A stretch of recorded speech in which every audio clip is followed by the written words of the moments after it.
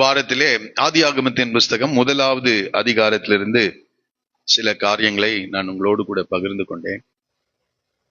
இந்த வேத புத்தகத்திலேயே தேவனுடைய வல்லமையும் தேவனுடைய ஞானத்தையும் நாம் இந்த அதிகாரத்திலே அதிகமாய் நாம் படிக்கிறோம். மற்ற எல்லா வேத பகுதிகளை காட்டிலும் இந்த வேதத்தை திறந்தவுடனே முதல் பக்கத்தில் இருக்கிற இந்த அதிகாரத்தை நாம் படிக்கும் போது தேவன் எவ்வளவு பெரியவர் என்பதை நாம் உணர முடிகிறது.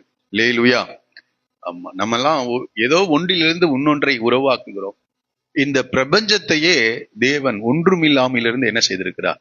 நமது வார்த்தையினாலே இந்த பிரபஞ்சத்தை படைத்திருக்கிறார். ஆதியிலே தேவன் வானத்தையும், அது அப்படி சொல்லக்கூடாது, ஆதியிலே தேவன் வானங்களையும் பூமியையும் ஆண்டவர் என்ன செய்திருக்கிறார்? சிருஷ்டித்திருக்கிறார் என்று நாம் படித்தோம். 3 வானங்கள் இருக்கிறது என்று சொன்னேன். இந்த பூமியை மனிதனுடைய குடியிருப்புக்காக தேவன் சிருஷ்டித்தார். 6 நாட்களிலே அவர் செய்த அந்த கிரியைகளை குறித்து நாம் கடந்த வாரத்திலே நாம் படித்தோம். ஆமா, வெளிச்சம் உண்டாக கடவுது என்றார். என்ன உண்டாயிற்றான்? வெளிச்சம் உண்டாயிற்று. அவருடைய வார்த்தையில எவ்வளவு பெரிய காரியம். இந்த பூமி ஒரு இருளுக்குள் இருந்தது என்று படிக்கிறோம். பாலத்தின் மேல் இருள் இருந்தது என்று படிக்கிறோம். ஆனால் ஆண்டவர் வெளிச்சம் உண்டாக கடவுது என்றார். உடனே இந்த பூமியிலே வெளிச்சம் தோன்றினது என்று படிக்கிறோம். 2வது நாள்ல இந்த பூமி முழுவதும் ஆழத்தின் மேல் இருள் இருந்தது, ஜலத்தின் மேல் தேவனுடைய ஆவியானவர் அசைவாடி கொண்டிருந்தார் என்று. இந்த பூமி முழுவதும் தண்ணீரினால் நிறைந்திருந்தது. பூமியின் மேல் பரப்பு முழுவதும் இந்த தண்ணீரை தேவன் 2ஆக பிரித்தார் என்று படிக்கிறோம். கீழே இருக்கிற பூமியின் மேல் இருக்கிற தண்ணீர், ஆகாய விரிவிலே பாதி தண்ணீரை ஆண்டவர் பிரித்தார் என்று நாம் படித்தோம் 2வது நாளிலே. 3வது நாளிலே இந்த பூமியில் இருக்கின்ற தண்ணீர்கள் எல்லாம் ஓர் இடத்திற்கு வரவும் வெட்டாந்தரை நிலம் காணப்படவும் கடவுது என்று சொன்னார். உடனே அப்படியே ஆயிற்று. சமுத்திரம், இந்த சேர்ந்த ஜலத்திற்கு சமுத்திரம் என்றும், இந்த நிலத்திற்கு இந்த நிலம் என்றும் என்ன செய்தார்? அந்த வெட்டாந்தரைக்கு நிலம் என்றும் பேரிட்டார் என்று படிக்கிறோம். இது 3வது நாளிலே நடந்தது. 3வது நாளிலேயே ஆண்டவர் என்ன செய்கிறார் என்றார், கீழே படித்து பார்த்து 11வது வசனத்திலே, புல்லையும் விதையை பிறப்பிக்கும் பூண்டுகளையும், இந்த மனிதனுக்கு தேவையான எல்லாவற்றையும் இந்த 3வது நாளிலே முளைப்பிக்க கடவுது என்றார். அது அப்படியே ஆயிற்று. மனிதனை 6வது நாள் தான் உண்டாக்குறாரு, மிருக ஜீவன்களை 6வது நாள்ல உண்டாக்குறாரு. ஆனால் அந்த மிருக ஜீவன்களுக்கும் மனிதனுக்கும் தேவையான காரியங்களை ஆண்டவர் 3வது நாளிலேயே என்ன செய்தார்? உண்டாக்கினார் என்று நாம் படிக்கிறோம். அடுத்ததாக 4வது நாளிலே இந்த பூமிக்கு நிரந்தரமாக வெளிச்சத்தை கொடுக்கும்படியாக சூரியனையும் சந்திரனையும் நட்சத்திரங்களையும் தேவன் படைத்தார் என்று படிக்கிறோம் 4வது நாளிலே. அது எதற்காக என்றால் நாட்களையும் வாரங்களையும் வருடங்களையும் காலங்களையும், சீசன்ஸ், பருவ காலங்களையும் உண்டாக்கும்படியாக இந்த சூரியன் சந்திரன் நட்சத்திரங்களை கர்த்தர் என்ன செய்தாராம்? உண்டாக்கினார். எவ்வளவு ஞானமுள்ள தேவனா இருக்கிறார்ல. அதனால்தான் 16ஆம் சங்கீதத்தில் படிக்கிறோம், வானங்கள் தேவனுடைய மகிமையை வெளிப்படுத்துகிறது என்று நாம் படிக்கிறோம். வானங்கள் தேவனுடைய மகிமையை வெளிப்படுத்துகிறது என்று நாம் படிக்கிறோம். அடுத்ததாக 5வது நாளிலே ஆண்டவர் செய்த காரியம், இந்த சமுத்திரத்தையும் இந்த ஆகாய விரிவிலே பறவைகளையும் தேவன் உண்டாக்கினார். சமுத்திரத்திலே நீர்வாழும் ஜந்துக்கள், பெரிய மீன்களை எல்லாம் கர்த்தர் என்ன செய்தார்? சிறிய பெரிய எல்லா மீன்களையும், அது மாத்திரமல்ல ஆகாயத்திலே பறக்கின்ற எல்லா பறவைகளையும் தேவன் உண்டாக்கினார் என்று நாம் படித்தோம். எல்லாத்தையும் ஒரே நாள்ல என்ன செய்தார்? ஆண்டவர் படைக்கிறார், பறவைகள் ஃபுல்லா. அடுத்தது 6வது நாளிலே ஆண்டவர் காட்டு மிருகங்களையும் நாட்டு மிருகங்களையும், அடுத்தது மனிதனையும், இந்த இந்த சிருஷ்டிப்புகள் எல்லாவற்றையும் ஆளுகை செய்யும்படியாக மனிதனையும் தேவன் உண்டாக்கினார் என்று படிக்கிறோம். இதை குறித்து ரோமர்ல பவுல் ஒரு வார்த்தையை சொல்லுகிறார். அதை வாசித்து அடுத்த பகுதிக்கு நாம் கடந்து செல்லலாம். 1வது அதிகாரத்துல பவுல் சொல்லுகிற காரியம் பாருங்க.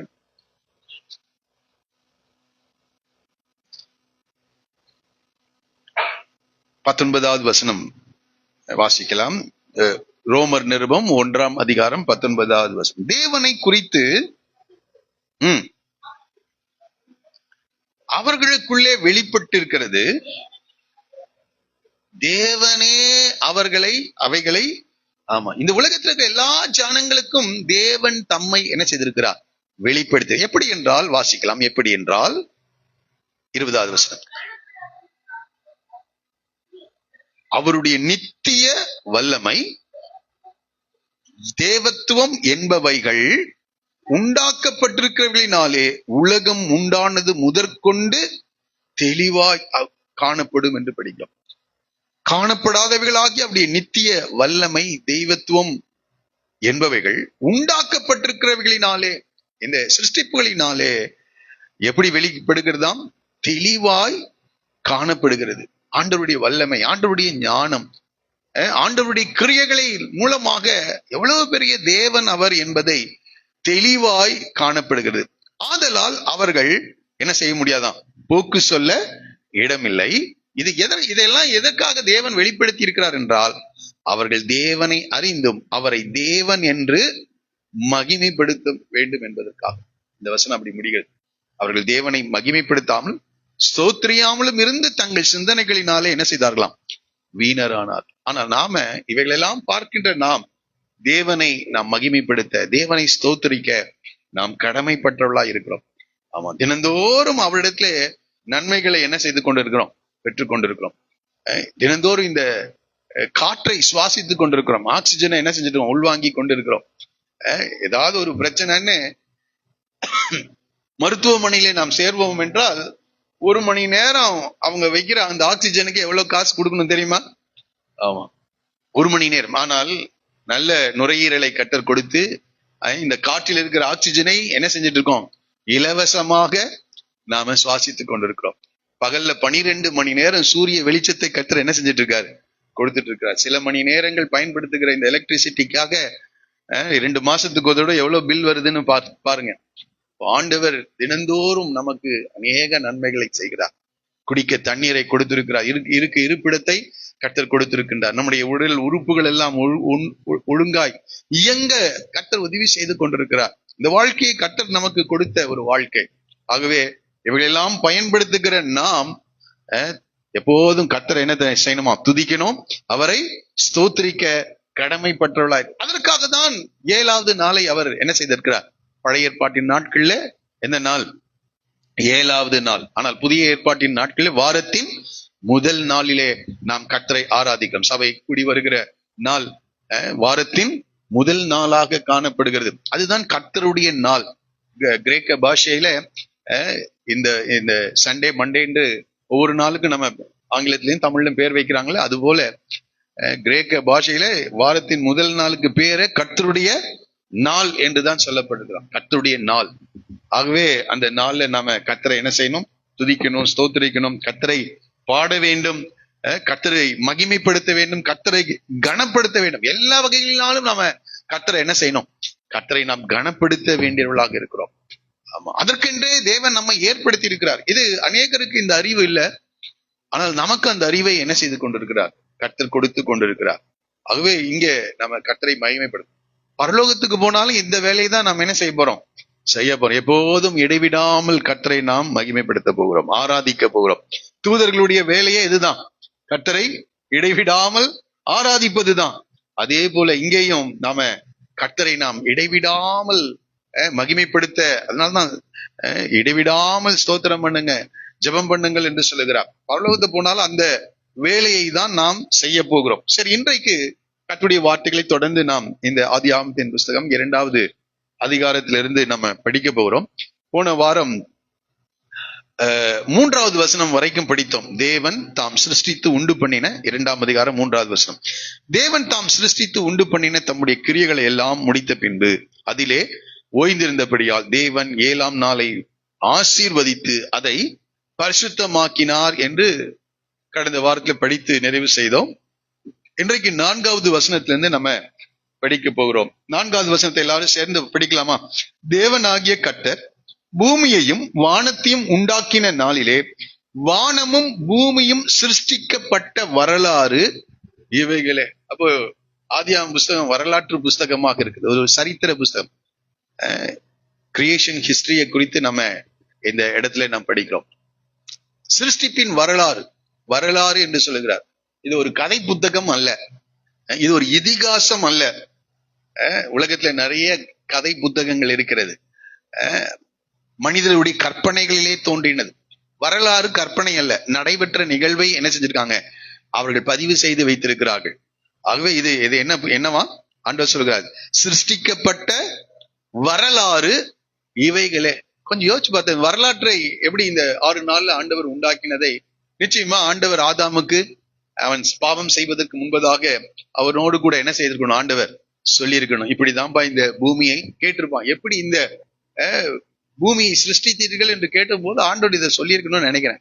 வாய்மொழியாக அது யாருக்கு வந்து சேர்ந்திருக்குது, அது ஆதாம் மோசேக்கு வந்து கடந்து வந்து சேர்ந்திருக்கிறது வாய்மொழியாக. ஆகவே இந்த வரலாற்றை மோசே என்ன செய்கிறார், எழுதுகிறார்.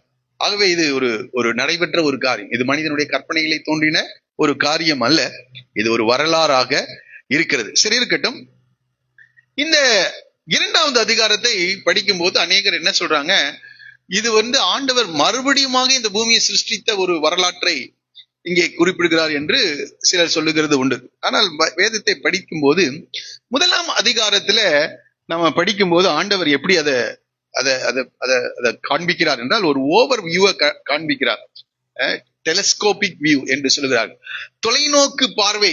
தொலைநோக்கில நாம் என்ன செய்யறோம், இந்த காரியங்களை பார்க்கிறோம். அதுபோல ஒரு ஓவர் வியூ ஆண்டவர் என்ன செய்கிறார், இந்த 1ஆம் அதிகாரத்தில் இந்த சிருஷ்டிப்பின் காரியங்களை காட்டுகிறார். ஆனால் 2வது அதிகாரத்திலே குறிப்பிட்டு சில நாட்களிலே ஆண்டவர் செய்த செயல்களை ஆண்டவர் விவரித்து கொஞ்சம் விளக்கமாக ஆண்டவர் என்ன செய்கிறார், ஆண்டவர் அதை சொல்லி இருக்கிறதை நாம் பார்க்கிறோம்.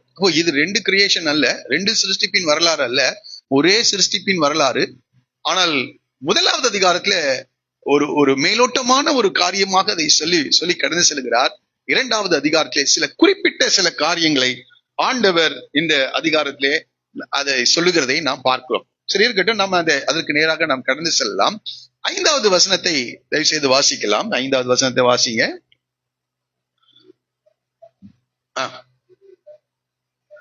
இப்ப பாருங்க, எந்த நாளிலே நடைபெற்ற காரியங்களை இங்கே பேசுகிறார் என்று பாருங்க. நிலத்தினுடைய சகலவித செடிகளும் பூமியின் மேல் இன்னும் உண்டாகவில்லை. அப்போ அடுத்தது வாசிங்க. இன்னும் முளைக்கவில்லை. அப்ப எத்தனாவது நாள்ல முளைப்பிக்க கடவுது என்று சொன்னார்? 3வது நாள் என்ன செய்தார், முளைப்பிக்க. ஆனால் இன்னும் வசனம் சொல்லுகிறது முளைப்பிக்க கடவுது என்று சொன்னார். ஆனா இங்க என்ன ஆகல, இன்னும் முளைக்கவில்லை. சரி வாசிக்கலாம். ஏனெனில் இன்னும் மழையை பெய்ய, இப்ப 3வது நாள்ல நடைபெற்ற ஒரு நிகழ்வை தான் இங்கே சொல்லுங்க. இன்னும் மழையை பெய்ய பண்ணவில்லை, நிலத்தை பண்படுத்த மனுஷனும். 3வது நாளுடைய காரியத்தை இங்கே சொல்லுகிறார், நிலத்தை பண்படுத்த மனிதனும் இருந்தது இல்லை. சரி எப்படி? ஏனென்றால் அந்த தரையை உருவாக்கினார், அந்த சமுத்திரத்துல சேர்ந்த தண்ணீர் எல்லாம் ஓரிடமாகும், வறண்ட நிலத்தை ஒரு பகுதியாகவும் அவர் பிரிக்கின்றார். வறண்ட நிலத்துல முளைப்பிக்க கடவுது என்றால் இன்னும் முளைப்பிக்கப்படலை, ஏனென்றால் அந்த வறண்ட நிலமாக அது காணப்படுகிறது. அப்போ ஆண்டவர் வந்து இங்கே சொல்லுகிறார், இன்னும் மழை பெய்ய பண்ணவில்லை. மழை எப்ப வருதுங்க? ஆதியாகமம் 6வது அதிகாரத்துல தான் என்ன செய்கிறது, முதல் முறை மழை வருகிறது. 6வது அதிகாரத்துல ஜலப்பிரளயம் வந்த போதுதான் மழை என்ன செய்தது, வந்தது. ஆண்டவர் மழையை அனுப்பினார் 6ஆம் அதிகாரத்துக்கு மேல. ஆனால் இன்னும் இங்கே மழை பெய்யப்படவில்லை என்று சொல்லிவிட்டு சொல்லுகிறார். அப்பொழுது மூடு பனி பூமியிலிருந்து எழும்பி பூமியை எல்லாம் என்ன செய்ததாம், நனைத்தது. அப்ப பாருங்க, ஆண்டவர் இன்னும் இந்த மழையே நிறைய பேருக்கு கேள்வி வரும்.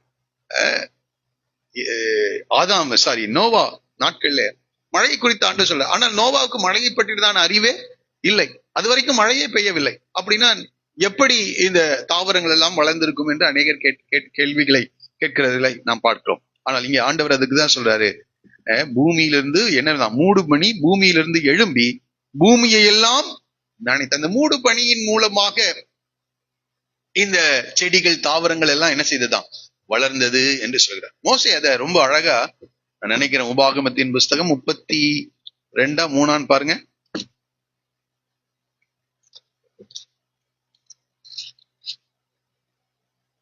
இரண்டாவது அதிகாரம் பூமி வாசிக்கலாம். 2வது வசனம், மழையானது என் உபதேசம் பொழியும் பனித்துளிகள் புள்ளின் மேல் இறங்குவது போல என் வசனம் இறங்கும். இதுக்கு அந்த வார்த்தை தான் சொல்றாங்க. அப்ப மோசேக்கு அது தெரிஞ்சிருக்கு. முதல் முன் நாட்கள்ல என்ன நடந்ததுதான், பனித்துளிகள் புள்ளின் மேல் இறங்குவது போல என்று.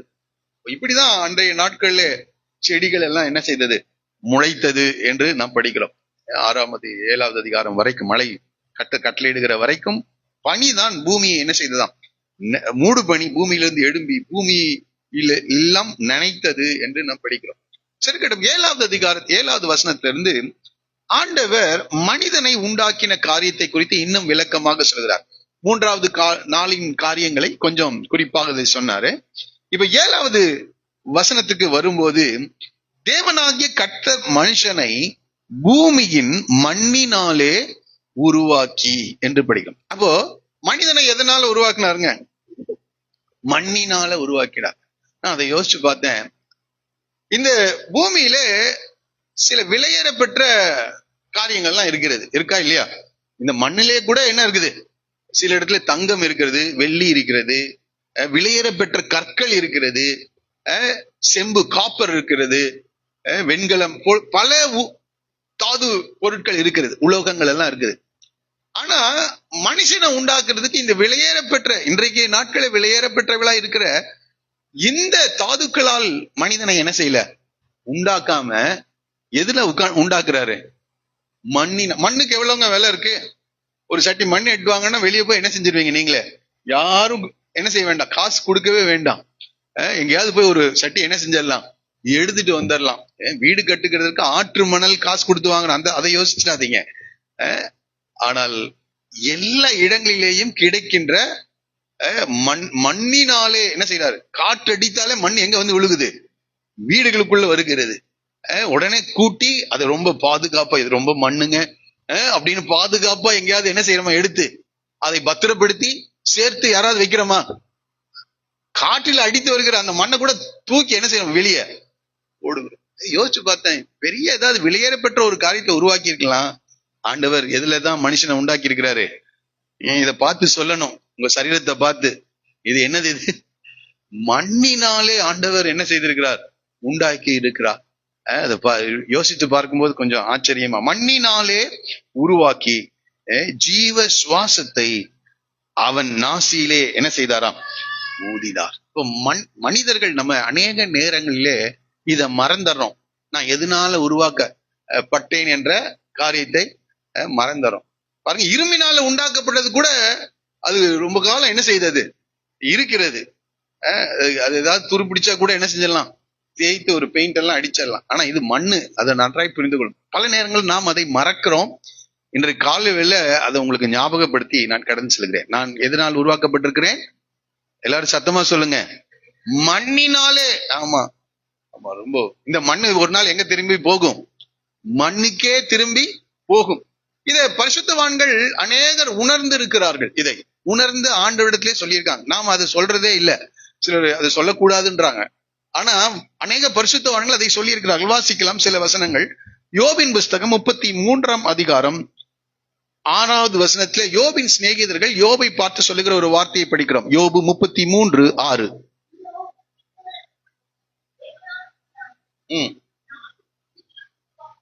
நானும் மண்ணினாலே உருவாக்கப்படும். யோபின் சிநேகிதர்கள் யோபை பார்த்து சொல்றாங்க, உம்மை போல நானும் தேவனால் உண்டானவன், நானும் மண்ணினாலே உருவாக்கப்பட்டவன் என்று நானும் மண்ணினாலே உருவாக்கப்பட்டவன். இருக்கிற ஒவ்வொருவரும் நம்ம புரிந்து கொள்ளணும். அநேக நேரங்கள் இதை புரியறதே இல்லை. வேற ஏதோ வெளியேற பெற்றது போல நம்ம நினைக்கிறோம். இல்லைங்க, நம்ம எதுலதான் உருவாக்கி இருக்கிறார் ஆண்டவர்? ஆமா, கோல்ட்ல எல்லாம் உருவாக்கல, மண்ணினாலே என்ன செய்திருக்கிறார், உருவாக்கி. நம்ம எவ்வளவு எப்படிப்பட்ட நிலையில இருக்கிறோம். அதனாலதான் ஆபிரகாம் இதை நன்றாய் அறிந்திருந்தான். தேவனுக்கு முன்பாக அவன் வந்து நிற்கும் போது தேவன் எப்படிப்பட்டவர் என்பதை அவன் உணர்ந்து உடனே தன்னை பார்க்கிறான், தான் எப்படிப்பட்டவன் என்பதை ஆண்டவருக்கு முன்பாக சொல்கிறான். வாசிக்கலாம். ஆதியாகமத்தின் புஸ்தகம் 18ஆம் அதிகாரம் 27வது வசனம். ஆதியாகமம் 18:27. அப்பொழுது ஆபிரகாம் பிரதியுத்தரமாக, தூளும் சாம்பலுமா இருக்கிற அடியேன் ஆண்டவரோட என்ன செய்தேன். அப்ப பாருங்க, ஆபிரகாம் யாருங்க? ஆபிரகாம் வெள்ளியும் பொன்னும் உடைய சீமானா இருக்கிறான். ஆயிரக்கணக்கான வேலைக்காரர்கள் அவனிடத்தில் இருக்கிறாங்க. திரளான ஆடுகள், மாடுகள், ஒட்டகங்கள் எல்லாமே இருக்கிறது. அவனுக்கு இல்லாத ஒரு பொருளும் இல்லை. ஆனா தேவனுக்கு முன்பாக வந்து நின்னுட்டு எஜமானாகிய ஆபிரகாம் சொல்லுகிறதாவது அப்படின்னு எல்லாம் என்ன செய்யல, சொல்லல. அவன் சொல்றான், இங்க பாருங்க, சொல்றாரு ஆபிரகாம், இதோ தூளும் சாம்பலுமா இருக்கிற அடியேன் ஆண்டவரோட பேச துணிந்தேன். அப்போ அநேக நேரங்களை நாம் இதை மறந்துறோம். தேவ சமூகத்துக்கு வரும்போது அவர் ரொம்ப பெரியவருங்க. இந்த பிரபஞ்சத்தை தமது வார்த்தையினால் உருவாக்கின தேவன் அவர் என்னென்றைக்கும் வாழக்கூடியவர். அவருக்கு துவக்கமும் இல்லை, முடிவு. அவர் நித்தியமான ஒரு தேவனா இருக்கிறார். ஆனா இந்த மண்ணான நாம நித்தியமானவர்கள் எல்லாம் இல்ல. இரும்புல உருவாக்கினா கூட ஒரு பல 100 வருடங்கள் அது என்ன செய்யும், வரும். ஆனால் நம்ம மண்ணினாலே உருவாக்கப்பட்டவன். அப்ப இதை அநேக நேரங்களில் நாம் மறந்துறோம். இந்த காலவேளை குறிப்பாக அதை நான் ஞாபகப்படுத்தும்படி விரும்புகிறேன். தேவனுக்கு முன்பாக வரும்போது அவருடைய நித்தியத்தை குறித்தும் அவருடைய நித்திய வாழ்வை குறித்தும் நம்மளுடைய நிலையற்ற தன்மையை நாம் எப்போதும் உணரும் போது ஒரு பயபக்தி அங்கே என்ன செய்கிறது, உண்டாகிறதா இருக்கு. அதான் சொல்றாரு ஆபிரகாம் ஆண்டவருடைய சமூகத்துக்கு வந்து நின்னோடனே பெரிய எஜமான் நானு அப்படின்னு எல்லாம் சொல்லல. இதோ தூளும் சாம்பலுமா இருக்கிற அடியேன் ஆண்டவரோட என்ன செய்யறேன், பேச. இந்த ஒரு விஷயம் பேசிக்கிற ஆண்டவரே, 50 நீதிமான்கள் இருந்தால் இந்த தேசத்தை அழிப்பீரா? திரும்பியும் சொல்றான், ஆண்டவரே இன்னொரு விஷயம் என்ன செய்கிறேன், பேசிக்கொள்ளுகிறேன். தேவனிடத்துல அவருடைய ரிக்வெஸ்ட், ஜபத்தை ஏறெடுக்கிறதுக்கு கூட அவர் எவ்வளவு தாழ்த்துகிறார். நாம புரிந்து கொள்ள, நாம தூளிலும் சாம்பலும். 1 சாமுவேலின் புத்தகம் 2ஆம் அதிகாரம் 8வது வசனத்துல அண்ணாளுடைய பாடல்ல கூட அது படிக்கிறோம். அவர் சிறியவனை புழுதியிலிருந்து என்ன செய்கிறாராம். இந்த புழுதி என்பது மண்.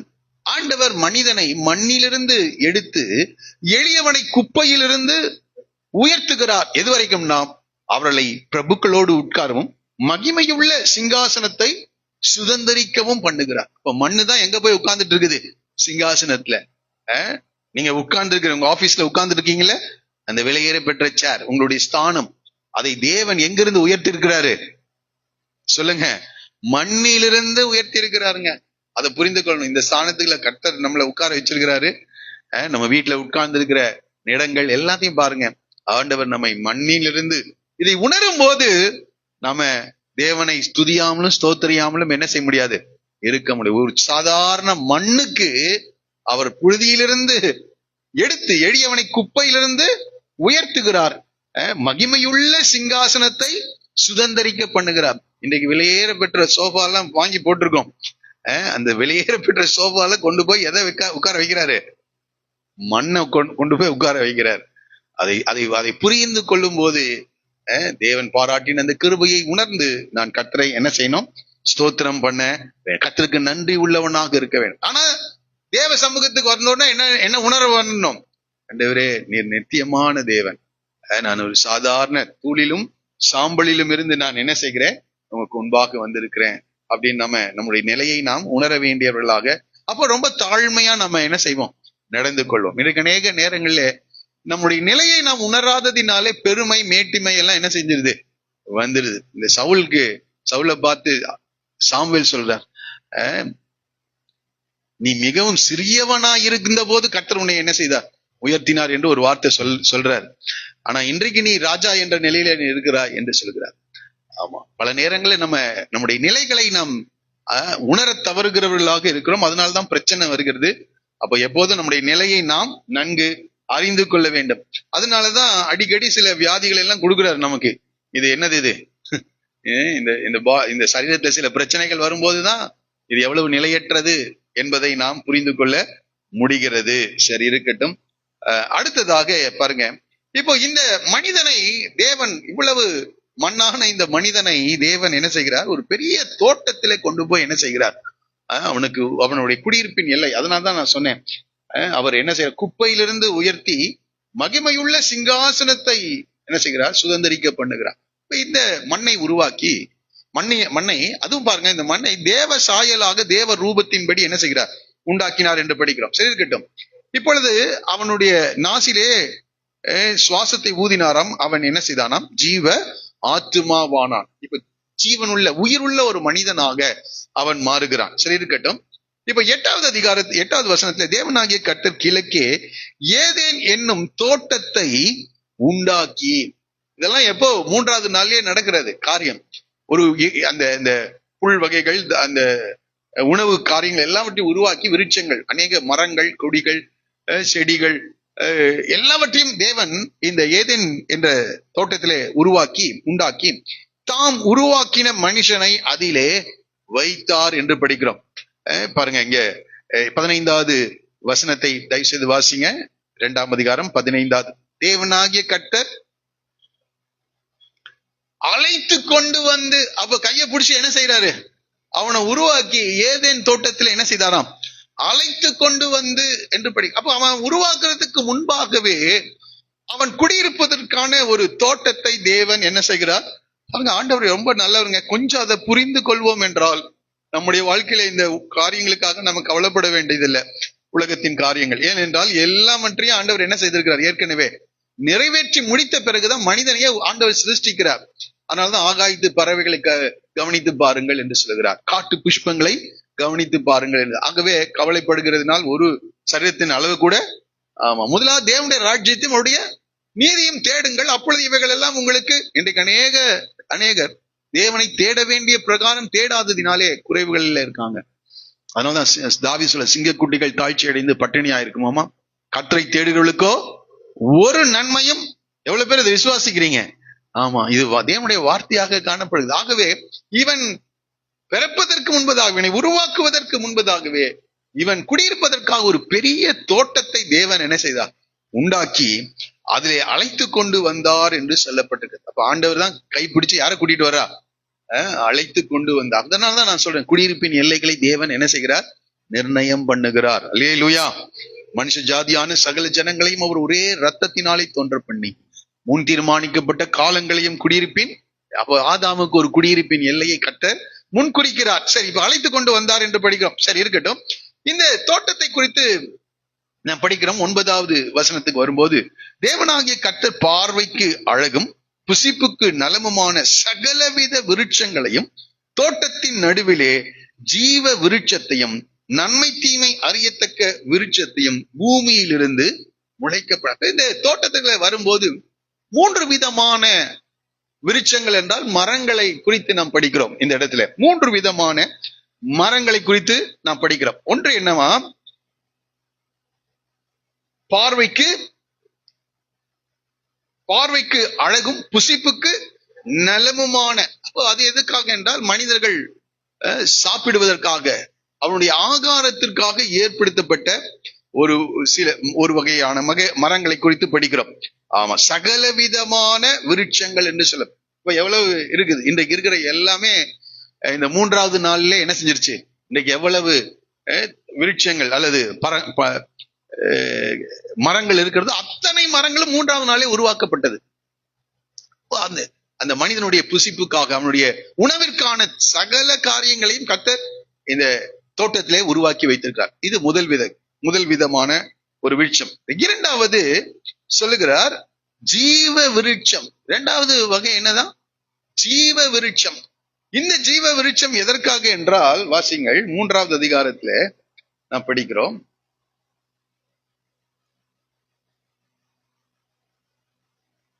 22வது வசனத்தை வாசிங்க.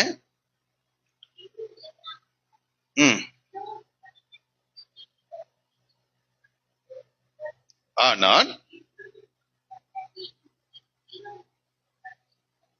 ஜீவ விருட்சத்தின் கனியை படித்து,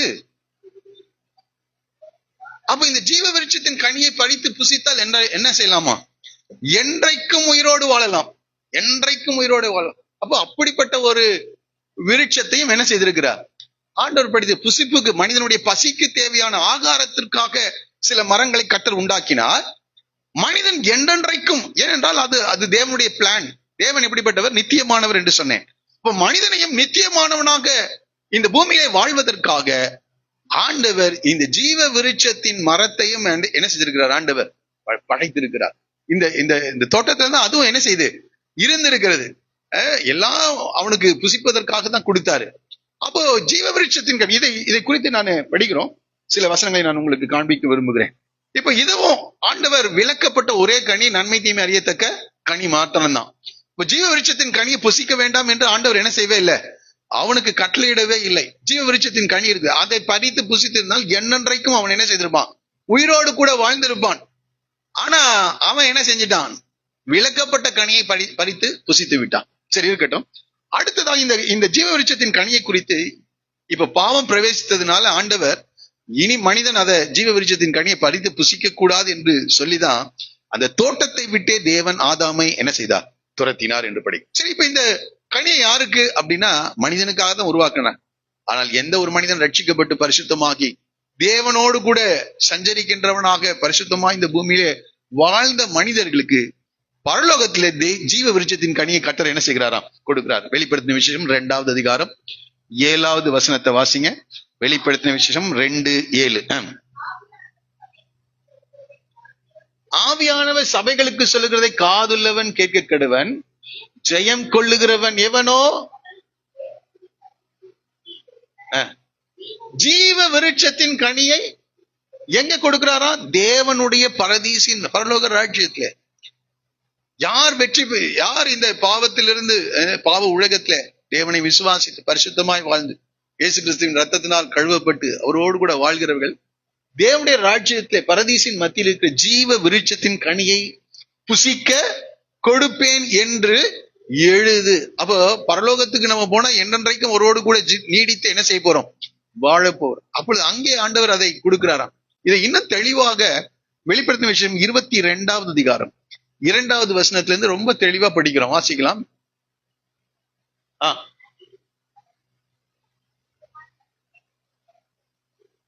பாருங்க, அது ஒவ்வொரு வார்த்தையா படிக்கலாம். பரலோக ராஜ்யத்துல இருக்கிற அந்த நகரத்தின் வீதியின் மத்தியில், நேற்று இதை உட்கார்ந்து யோசிச்சு பார்த்தேன், வீதியின் மத்தியில என்ன வச்சிருக்கிறார் ஆண்டவர். ஆமா, இன்னைக்கு நம்ம படிக்கிறோம் சில ஹைவேஸ்ல எல்லாம் போகும்போது என்ன நடக்குது, அந்த வீதியின் அந்த ரோட்ல நடுவுல என்ன வச்சிருக்காங்க, செடிகள் எல்லாம் வச்சிருக்காங்க. அதே போல தேவனுடைய ராஜ்யத்துல வீதியின் மத்தியிலும், இதெல்லாம் யோசிச்சுதான் படிச்சுதான் இந்த மாதிரி எல்லாம் என்ன செஞ்சிருக்காங்களாட்டு இருக்கு, இந்த ரோடுகளை எல்லாம் உருவாக்கி இருக்கிறார்கள். வீதியின் மத்தியிலும் நதியின் இரு 1வது வசனத்தை நீங்க படிச்சீங்கன்னா அந்த நதியை குறித்து படிக்கிறோம். நதியின் இரு கரையிலும் இப்ப எவ்வளவு விதமான ஜீவ விருட்சத்தின் கனி இருக்கான், 12 விதமான கனிகளை தரும் ஜீவ விருட்சம் இருந்தது. அது மாதந்தோறும் தன் கனியை கொடுக்கும். சரி, அடுத்தது பாருங்க, அந்த விருட்சத்தின் இலைகள் ஜனங்கள் ஆரோக்கியம் அடைக்கிறதற்கு ஏதுவானவைகள். அந்த இலைகளே ஆரோக்கியம் அடை. இந்த மனிதன் படைத்தார்ல, ஒவ்வொரு கனியா ஒவ்வொரு நாள் சாப்பிட்டு நன்மை தீமை அறியத்தக்க கனிமா விளக்கிட்டு ஒவ்வொரு நாளும் இதை சாப்பிட்டு வரும்போது இதை என்ன செஞ்சிருக்கலாம், இந்த ஜீவ விருட்சத்தின் கனியை சாப்பிட்டு இருந்தானா அவனுக்கு மரணமே என்ன செஞ்சிருக்காரு, ஏற்பட்டிருக்காரு. அதான் நம்ம இங்க படிக்கிறோம், அந்த விருட்சத்தின் இலைகள் ஜனங்கள் ஆரோக்கியம் அடைகிறதற்கு ஏதுவானவைகள். இன்னைக்கு கூட சில ஹெர்பல் மெடிசன் எல்லாம் கொடுக்குறாங்க. எதுல இருந்து, இந்த தாவரங்களில் இருந்து, அதனுடைய வேர்களில் இருந்து எல்லாம் என்ன செய்றாங்க, செடிகளில் இருந்து மாத்திரைகள். அதை சாப்பிட்டா என்ன ஆகுதான், இதெல்லாம் அன்னைக்கே ஆண்டவர் ரெடி பண்ணி வச்சிருந்திருக்கிறார். அந்த ஜீவவிருட்சத்தின் மரத்தை பழங்களை மாத்திரம் சாப்பிட்டு இருந்தாங்கன்னா, அதனுடைய இலைகளை மாத்திரம் சாப்பிட்டு இருந்தா மனிதர்கள் எப்போதும் எப்படி இருப்பாங்களாம், இளமையாக ஆரோக்கியம் அடைவதற்காக இவைகள் படைக்கப்பட்டது. ஆனால் இந்த மனுஷன் என்ன செய்யல, ஆமா அதை சாப்பிடல. எது வேண்டான்னு சொன்னாரோ, நம்ம எப்போதுமே அப்படிதான்ல, ஆண்டோடைய வார்த்தை செம்மையானது, அது நீதியானது, அதை செய்யறதுக்கு நம்ம விடுவோம். எது வேண்டாம் என்று ஆண்டவர் விளக்குறாரோ அதுதான் மனிதர்கள் செய்கிறவர்களாக, அதை நிறைவேற்றுகிறவர்களாக காணப்படுகிறார். ஆகவே இந்த ஜீவ விருட்சத்தின் கனியை ஆண்டவர் என்ன செய்தார், அந்த இடத்துல வச்சிருந்தார். அப்ப புசிப்புக்கு ஏற்ற கனி இருக்கிறது, 2வது ஜீவ விருட்சத்தின் கனி இருக்கிறது, 3வது ஒரு கனி இருக்கும், நன்மை தீமை அறியத்தக்க ஒரு விருட்சம் என்று படி. அதை சாப்பிட்டா என்ன ஆயிடுவோம், நன்மை தீமையை அறிந்து கொள்ளுவான். அப்போ அவன் அதை சாப்பிடாத வரைக்கும் அவனுக்கு நன்மை எது தீமை எது என்று என்ன செய்யாது, தெரியாத நிலை. அப்படி கேட்கலாம், நன்மை எது தீமை எது என்று எப்படிங்க அறியாத ஒரு நிலை என்ன இருக்குது, வசனம் இருக்குது. சில வசனங்களை நான் உங்களுக்கு வாசிக்க விரும்புகிறேன். அந்த நிலை எப்படி இருக்கிறது என்றால், உபாகமத்தின் புஸ்தகம் 1 அதிகாரம் 39வது வசனம். உபாகமம் 1:39. கொள்ளையாவார்கள் என்று நீங்கள் சொன்ன உங்கள் குழந்தைகளும் யாருங்க? நன்மை தீமை அறியாத உங்கள் பிள்ளைகள். அவர்கள் நன்மை தீமை அறியத்தக்க ஒரு வயது இருக்கிறது. அதுக்கு முன்னாடி அவங்க எப்படி இருக்காங்களாம்? எது நன்மை எது தீமைன்னு ஆமா அதுக்கு தெரியாது, ஒண்ணுமே தெரியாது. அதான் கள்ளங்கபடமற்ற ஒரு நிலை. அவங்களுக்கு இன்னும் பாவம்னா என்னன்னு தெரியாது, ஒன்னும் புரியாது. இந்த நிலையில தான் ஆதாம் ஏவாள் என்ன செஞ்சிருக்காங்க இருந்திருக்காங்க. நன்மை தீமை அறியாத உங்கள் பிள்ளைகள் அதிலே பிரவேசிப்பார்கள். கானானுக்குள்ள ஆண்டவர் சொல்றார். ஏசியா 7வது அதிகாரத்திலும் இதை திரும்பவும் சொல்லுகிறார். ஏசியா 7வது அதிகாரம் 15-16 வசனங்கள். ஏசியா 7ஆம் அதிகாரம் 15-16. தீமையை வெறுத்து தெரிந்து கொள்ள வெண்ணையையும் தேனையும் சாப்பிடுவார். அந்த பிள்ளை தீமையை வெறுக்கவும் நன்மையை தெரிந்து. அப்ப பிள்ளைகள் நன்மை தீமை அறியத்தக்க ஒரு வயது என்று ஒன்று இருக்கிறது. ஆண்டவர் அதை வச்சிருக்கிறார்.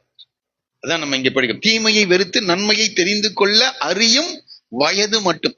அப்போ இந்த பிள்ளைகள் எப்படி வளர்ந்து வருகிறார்களோ அதே நிலையில தான் ஆண்டவர் ஆதாமையும் ஏவாளையும் வச்சிருந்தார். நன்மை தீமை அறியத்தக்க கனியை படித்து புசிக்கிற வரைக்கும் அவளுக்கு தீமை என்றாலே என்னன்னு தெரியாது. ஆகவே இந்த நிலையில இருந்தார். ஆனால் ஆண்டவர் மனிதனை ஒரு இயந்திரத்தை போல, இந்த ரோபோட் எல்லாம் சொல்றாங்கல்ல, அந்த மாதிரி ஆண்டவர் என்ன செய்யல, ப்ரோக்ராம் பண்ணின ஒரு மெஷினை ஆண்டவர் உருவாக்கல. அவன் தேவனிடத்துல அன்பு கூர்ந்து அவருடைய கட்டளைகளுக்கு அவன் என்ன செய்யணும்? கை கொள்ளணும். எந்த ஒரு பிள்ளை தன்னுடைய பெற்றோரை அதிகமாய் நேசிக்கிறார்களோ அவர்கள் பெற்றோரின் கட்டளைக்கு அப்படியே என்ன செய்வாங்க? கீழ்ப்படிவாங்க. அதே போலதான் ஆண்டவரை நேசிச்சா ஆண்டவருடைய வார்த்தைகளுக்கு நாம் என்ன செய்வோம்? கீழ்ப்படிவோம். அந்த நிலையிலே கர்த்தர் அவள் தேவனை தேட வேண்டும், ஆண்டவருடைய கட்டளைகளுக்கு கீழ்ப்படிய வேண்டும் என்று தேவன் மனிதனை என்ன செய்தார்? படைத்திருந்தார். அப்ப 3 விதமான கனிகளை அங்கே அந்த வைத்திருந்தார் இந்த தோட்டத்துல. புசிப்புக்கு ஏற்ற கனி, 2வது ஜீவ விருட்சத்தின் கனி, அடுத்தது நன்மை தீமை அறியத்தக்க விருட்சத்தையும் பூமியிலிருந்து முளைக்க பண்ணினார். சரி, இந்த தோட்டத்திற்கு நம்ம பாருங்க, நம்ம வீட்டு தோட்டங்கள் எல்லாம் இருக்குது. எல்லார் வீட்லயும் என்ன செய்யறாங்க? அட்லீஸ்ட் 2 தொட்டியாவது வாங்கி வைக்கிறாங்க. நமக்கு எப்படி தண்ணி ஊத்துறோம்னா ஒரு கப் எடுத்து என்ன செய்வோம்? தண்ணி ஊத்திடுவோம். சிலர் பெரிய தோட்டங்களை எல்லாம் வைத்து வயல்கள் எல்லாம் வைத்திருக்காங்க. சில கிணறுகளை வெட்டி சில போர் எல்லாம் போட்டு என்ன செய்யறாங்க? அந்த தோட்டங்களுக்கு தண்ணீர் பாய்ச்சுறாங்க. ஆனால் ஆண்டவர் இந்த தோட்டத்துக்கு வாசிக்கலாம், தோட்டத்துக்கு தண்ணீர் பாயும்படி ஏதேனிலிருந்து ஒரு நதி ஓடி அங்கே இருந்து பிரிந்து 4 பெரிய ஆறுகள் ஆயிற்று. அப்ப அந்த தோட்டத்துக்கு தண்ணீர் கொடுக்க ஏதோ டியூப் எடுத்து அடிக்கிறது இல்ல, டியூப்ல பைப்ல மாட்டி அடிக்கிறது இல்ல.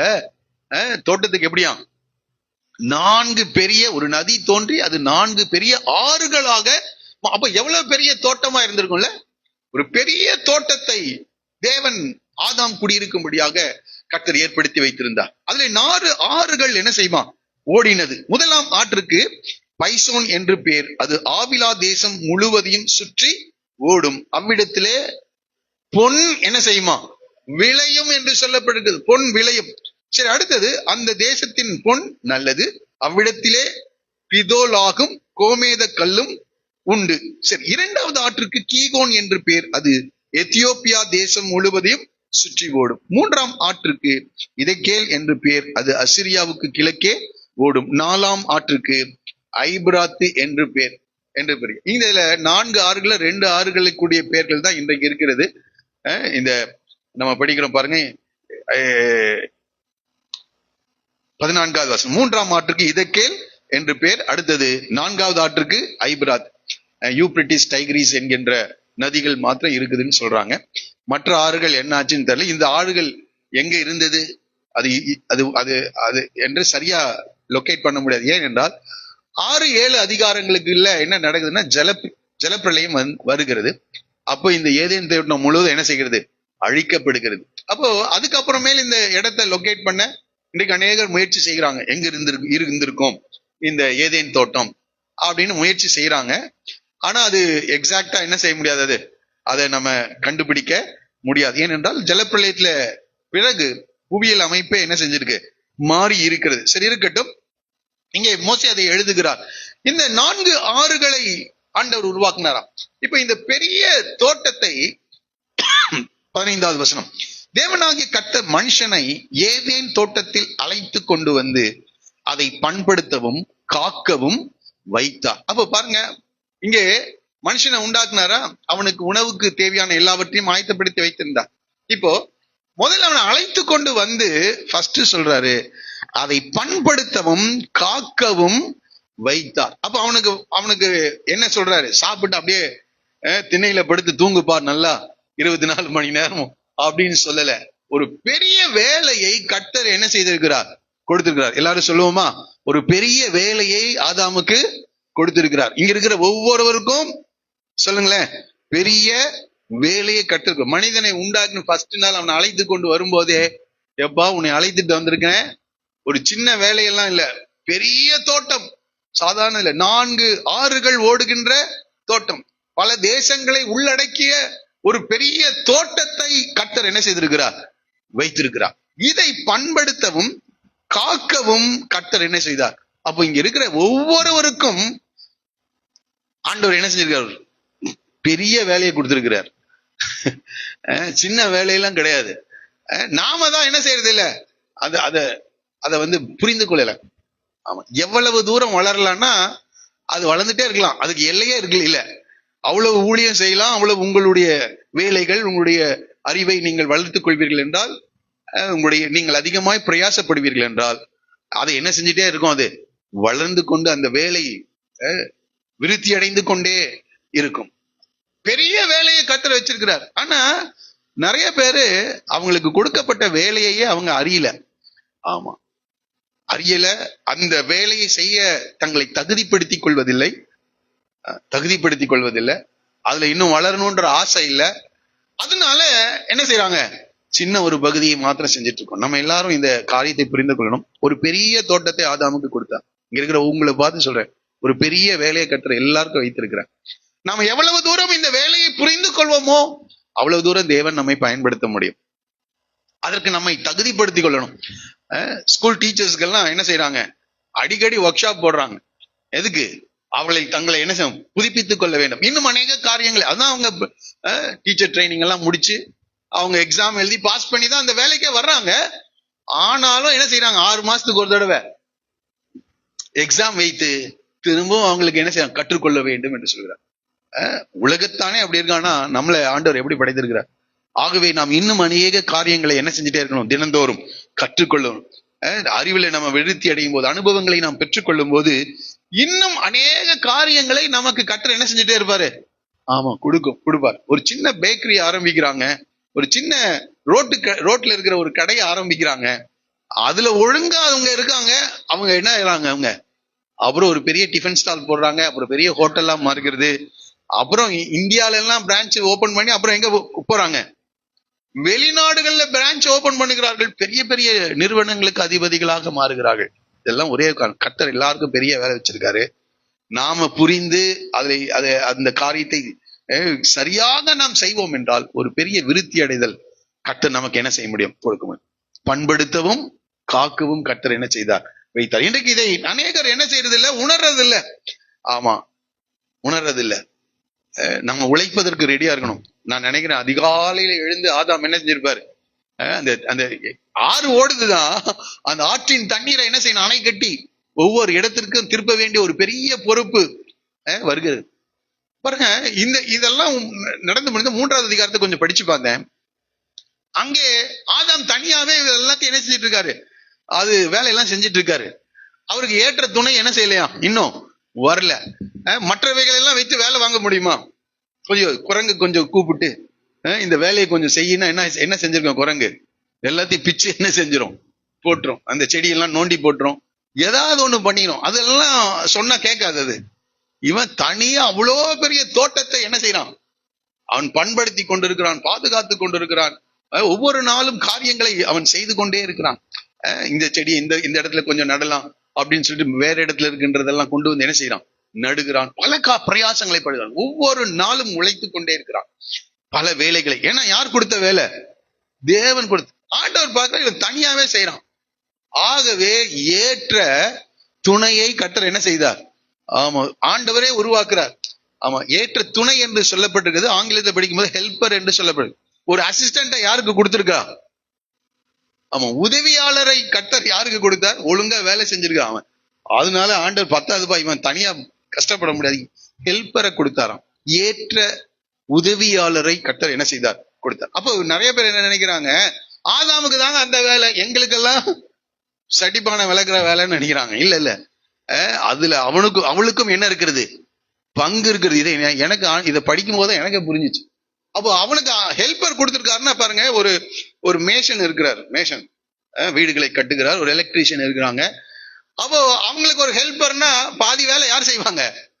இன்னும் சொன்னா ஹெல்பர் தான் ஃபுல் வேலை என்ன செய்வாங்க. மேஷன் என்ன செய்வார்? கரெக்டா அந்த இடத்துக்கு நேரத்துக்கு வருவார். மீதி எல்லாம் யார் தான் பண்ணுவா? அந்த ஹெல்பர் தான், உதவியாளர் தான் பண்ணி எல்லாம் எடுத்தா கரெக்டா எடுத்து என்ன செய்வார்? மீதி எல்லாம் ஹெல்பர் தான் பண்ணுவோம். இதனாலதாங்க இதை புரிந்த சில ஸ்திரீகள் இருக்காங்க, இதை புரிந்த சில பெண்கள். அவங்க வாசிக்கலாமா? நீதிமொழிகளின் புஸ்தகம் 31ஆம் அதிகாரம். நீதிமொழிகள் புஸ்தகம் 31. இங்கே குணசாலியான ஸ்திரீயை குறித்து சாலமோன் பேசுகிறார். 10வது வசனத்துல பாருங்க, குணசாலியான ஸ்திரீயை கண்டுபிடிப்பவன் யார்? இது ஒரு புதிய உபதேசம் நினைச்சிடாதீங்க.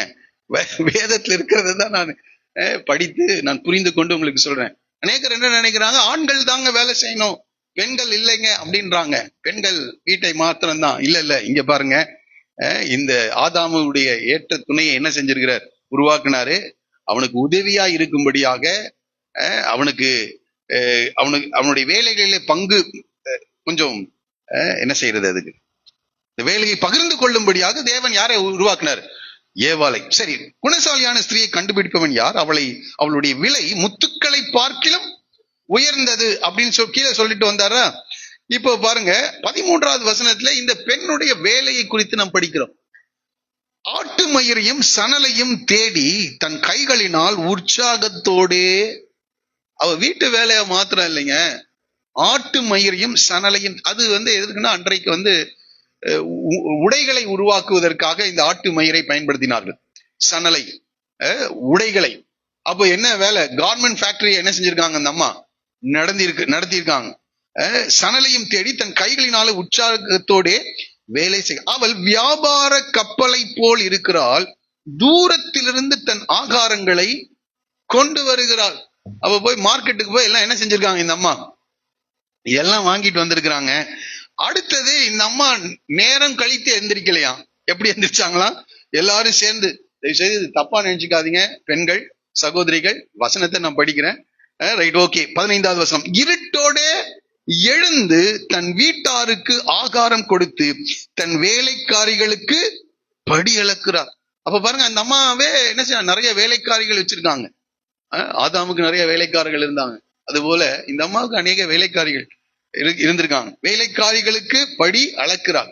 அடுத்தது ஒரு வயலை விசாரித்து அதை வாங்குகிறார். இதை படிக்கும் போது எனக்கு, ஆண்கள் கூட செய்யாததை யார் செய்யறா? இந்த திறமைகளை எல்லாம் கர்த்தர் யாருக்கு வைத்திருக்கிறாரு? பெண்களுக்கும் வைத்திருக்கிறார். அதை புரிந்து கொள்வதற்காக சொல்றேன். ஏன்னா சில நேரங்களில் அந்த அண்டர்ஸ்டாண்டிங், புரிதல் இல்லாததுனால நாமளே ஒரு சிறிய எல்லைக்குள்ளாக நாம் முடங்கி போய் விடுகிறோம். அவ ஒரு வயலை விசாரித்து அதை வாங்குகிறாள். தன் கைகளின் சம்பாத்தியத்தினால் திராட்சை தோட்டத்தை நாட்டுகிறாள். உடனே இதெல்லாம் ஆவிக்குரிய அர்த்தங்க இதெல்லாம் அப்படின்றாதீங்க. இங்க எழுத்தின்படிதான் இதை என்ன செய்யணும், எடுத்துக்கொள்ள வேண்டும். ஒரு திராட்சை தோட்டத்தை நாட்டுகிறார். தன்னை பலத்தால் இடை கட்டி கொண்டு தன் கைகளை பலப்படுத்தார். தன் வியாபாரம் பிரயோஜனம் உள்ளது என்று அறிந்திருக்கிறாள். இரவிலே அவள் வினக்கு அணையாதிருக்கும். தன் கைகளை ராட்டினத்தில் வைக்கிறார். தையல் மிஷின்ல எதை வைக்கிறாங்க? கையை வைக்கிறாங்க. அவள் விரல்கள் கதிரை பிடிக்கும். அறுவடை நாட்கள் வந்தா எங்க போறாங்க? அறுவடைக்கு போகிறார்கள் வயல்ல. சிறுமையானவர்களுக்கு தன் கைகளை திறந்து ஏழைகளுக்கு தன் கரங்களை, தன் வீட்டார் அனைவருக்கும் இரட்டைப்புரை உடுப்பி இருக்கிறாள். அப்படித்தானே போட்டிருக்கேன்.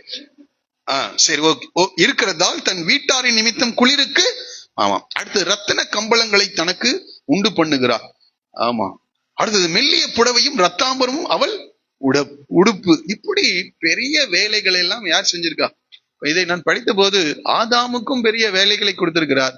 அவனுக்கு உதவியா இருக்க கர்த்தர் மனுஷியை உருவாக்கும் போது அவளிடத்திலும் பல திறமைகளையும் தாளந்துகளையும் கர்த்தர் என்ன செய்திருக்கிறார்? கொடுத்து தான் வைத்திருக்கிறார். அப்ப 2 பேரும் சேர்ந்துதான் அடுத்தது என்ன செஞ்சணும்? அந்த பெரிய தோட்டத்தை. அதனாலதான் 1வது அதிகாரத்துல பாருங்க, அவர்களை பாருங்க சொல்லும் போது 2 பேரையும் அவர்களை மனுஷ தமது சாயலாக உண்டாக்குனாரா? சரி, அவளை ஆசீர்வதித்தார் என்று, அவளை ஆண்டு கொள்ளுங்கள் என்று சொல்லி அவளை ஆசீர்வதித்தார்.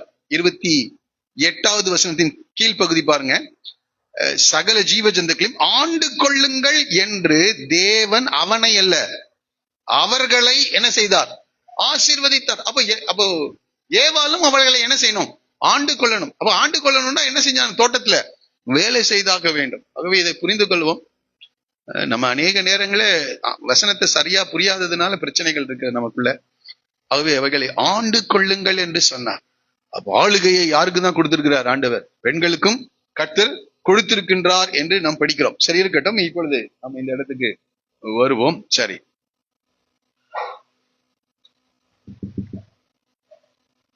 ம் 15வது வசனத்தை பண்படி படிக்கலாம். தேவனாகிய கர்த்தர் மனுஷனை ஏதேன் தோட்டத்தில் அழைத்து கொண்டு வந்து அதை பண்படுத்தவும் காக்கவும் வைத்தார். சரி, இப்படி எல்லாம் நடந்துட்டு இருக்குது. ஒரு நாள் தேவன் வருகிறார் தோட்டத்துக்கு, வந்து சொல்றாரு, ஒரு கட்டளையை கொடுக்கின்றார். தேவனாகிய கர்த்தர் மனுஷனை நோக்கி, நீ தோட்டத்தில் உள்ள சகல விருட்சத்தின் கனியையும் புசிக்கலாம் என்று சொல்கிறார். சகலவித, ஆனா அதுல என்னென்னலாம் இருக்குது? நன்மை தீமை அறியத்தக்க கனியை தவிர ஜீவ விருட்சத்தின் கனியும் புசிப்புக்கேற்ற சகலவித விருட்சங்களையும் அவர்கள் என்ன செய்யலாம்? புசிக்கலாம். ஆனாலும் நன்மை தீமை அறியத்தக்க விருட்சத்தின் கனியை புசிக்க வேண்டாம். ஆண்டவர் என்ன சொல்றாரு? புசிக்க வேண்டாம். அப்போ பாருங்க, நான் இதை யோசிச்சேன். எல்லாவித கனிகளையும் புசிக்கலான்றார். எவ்வளவு கனிகள் இருக்கும் கொஞ்சம் யோசிச்சு பாருங்க. எவ்வளவு இன்றைக்கு இந்த மார்க்கெட்டுக்கெல்லாம் போனா எவ்வளவு வெஜிடபிள்ஸ் இருக்குது, எவ்வளவு ஃப்ரூட்ஸ் இருக்குது, எல்லாத்தையும் புசிக்கலாம், சாப்பிடலான்றார். நீ இந்த ஒரே ஒரு பழம் மட்டும்தான் புசிக்க வேண்டான்றார். இல்லைன்னா ஒன்ன கொடுத்துட்டு மீதி எல்லாத்தையும் புசிக்க வேண்டாம்னாலும் நமக்கு ரொம்ப பிரச்சனையா இருக்கும். ஒரே பழம், ஆப்பிளையே சாப்பிட்டு இருக்கிறதா, கொய்யா பழமே சாப்பிட்டு இருக்கிறதா அப்படின்னு இருக்கலாம். ஆனா ஆண்டவர் சொல்ற எல்லாத்தையும் சாப்பிடு, இது ஒன்ன மட்டும் என்ன செய்யாத, நன்மை தீமை அறியத்தக்க கனியை மாத்திரம் சாப்பிட வேண்டாம் என்று சொல்லுகிறார். அதை புசிக்கும் நாளில் சாகவே சாவா என்று கட்டளையிட்டார். இது என்னதுங்க? கட்டளை, கமாண்ட். இதை புசிக்கும் நாளிலே சாகவே இதை புசிக்க வேண்டாம் என்று கட்டளையிட்டார். ஆனா புசித்தால் என்ன நடக்கும் என்பதையும் கர்த்தர் சொல்லுகிறார். வேதத்துல கூட அநேக கட்டளைகளை ஆண்டவர் சொல்றார். அந்த கட்டளையை மீறும் போது என்ன நடக்கும் அப்படின்றத சொல்றார். நடை புரிந்து கொள்ளுங்க. யாத்திராகமம் 20ஆம் அதிகாரத்துல 10 கட்டளைகளை கர்த்தர் கொடுக்கின்றார். அந்த கட்டளைகளை மீறும் போது என்ன நடக்கும்ன்றது ஆண்டவர் சொல்றார். ரொம்ப ரொம்ப கவனமாக நம்ம கவனிக்கணும். உபாகம் 28 அதை சொல்றார். நான் சொல்லிய இந்த வார்த்தைகள் எல்லாம் கேட்டு நீ நடக்கும்போது இப்பொழுது சொல்லிய ஆசீர்வாதங்கள் உனக்கு வரும். ஆனா இந்த வார்த்தைகளை நீ மீறும் போது இப்பொழுது சொல்லும் சாபங்கள் அங்கே என்ன செய்யும்? வரும் என்று சொல்லுது. இந்த முதல் 2 கட்டளையை சொல்லிட்டு, நான் எரிச்சல் உள்ள தேவனார், என்ன என்று உனக்கு வேறு தேவர்கள். ஆமா, இதை நீ மீறும் போது 3ஆம் 4ஆம் தலைமுறை மட்டும் நான் என்ன செய்வேன்? விசாரிப்பேன் என்று அநேக இடங்களிலே கட்டளைகளை மீறும் போது வருகின்றதான விளைவுகளை ஆண்டவர் ஏற்கனவே என்ன செய்றார்? சொல்லி வைத்திருக்கிறார். அதை செய்யாத அப்படின்றார். ஆனா இன்றைக்கு நாம எதை ஆண்டவர் விளக்குகிறாரோ அதுதான் நம்ம கண்ணுக்கு எப்படி தெரியுது? ரொம்ப பல. ஏன்னா அந்த அம்மா அப்படிதான் சொல்லுது. அது அந்த கனி எப்படி இருக்குதான்?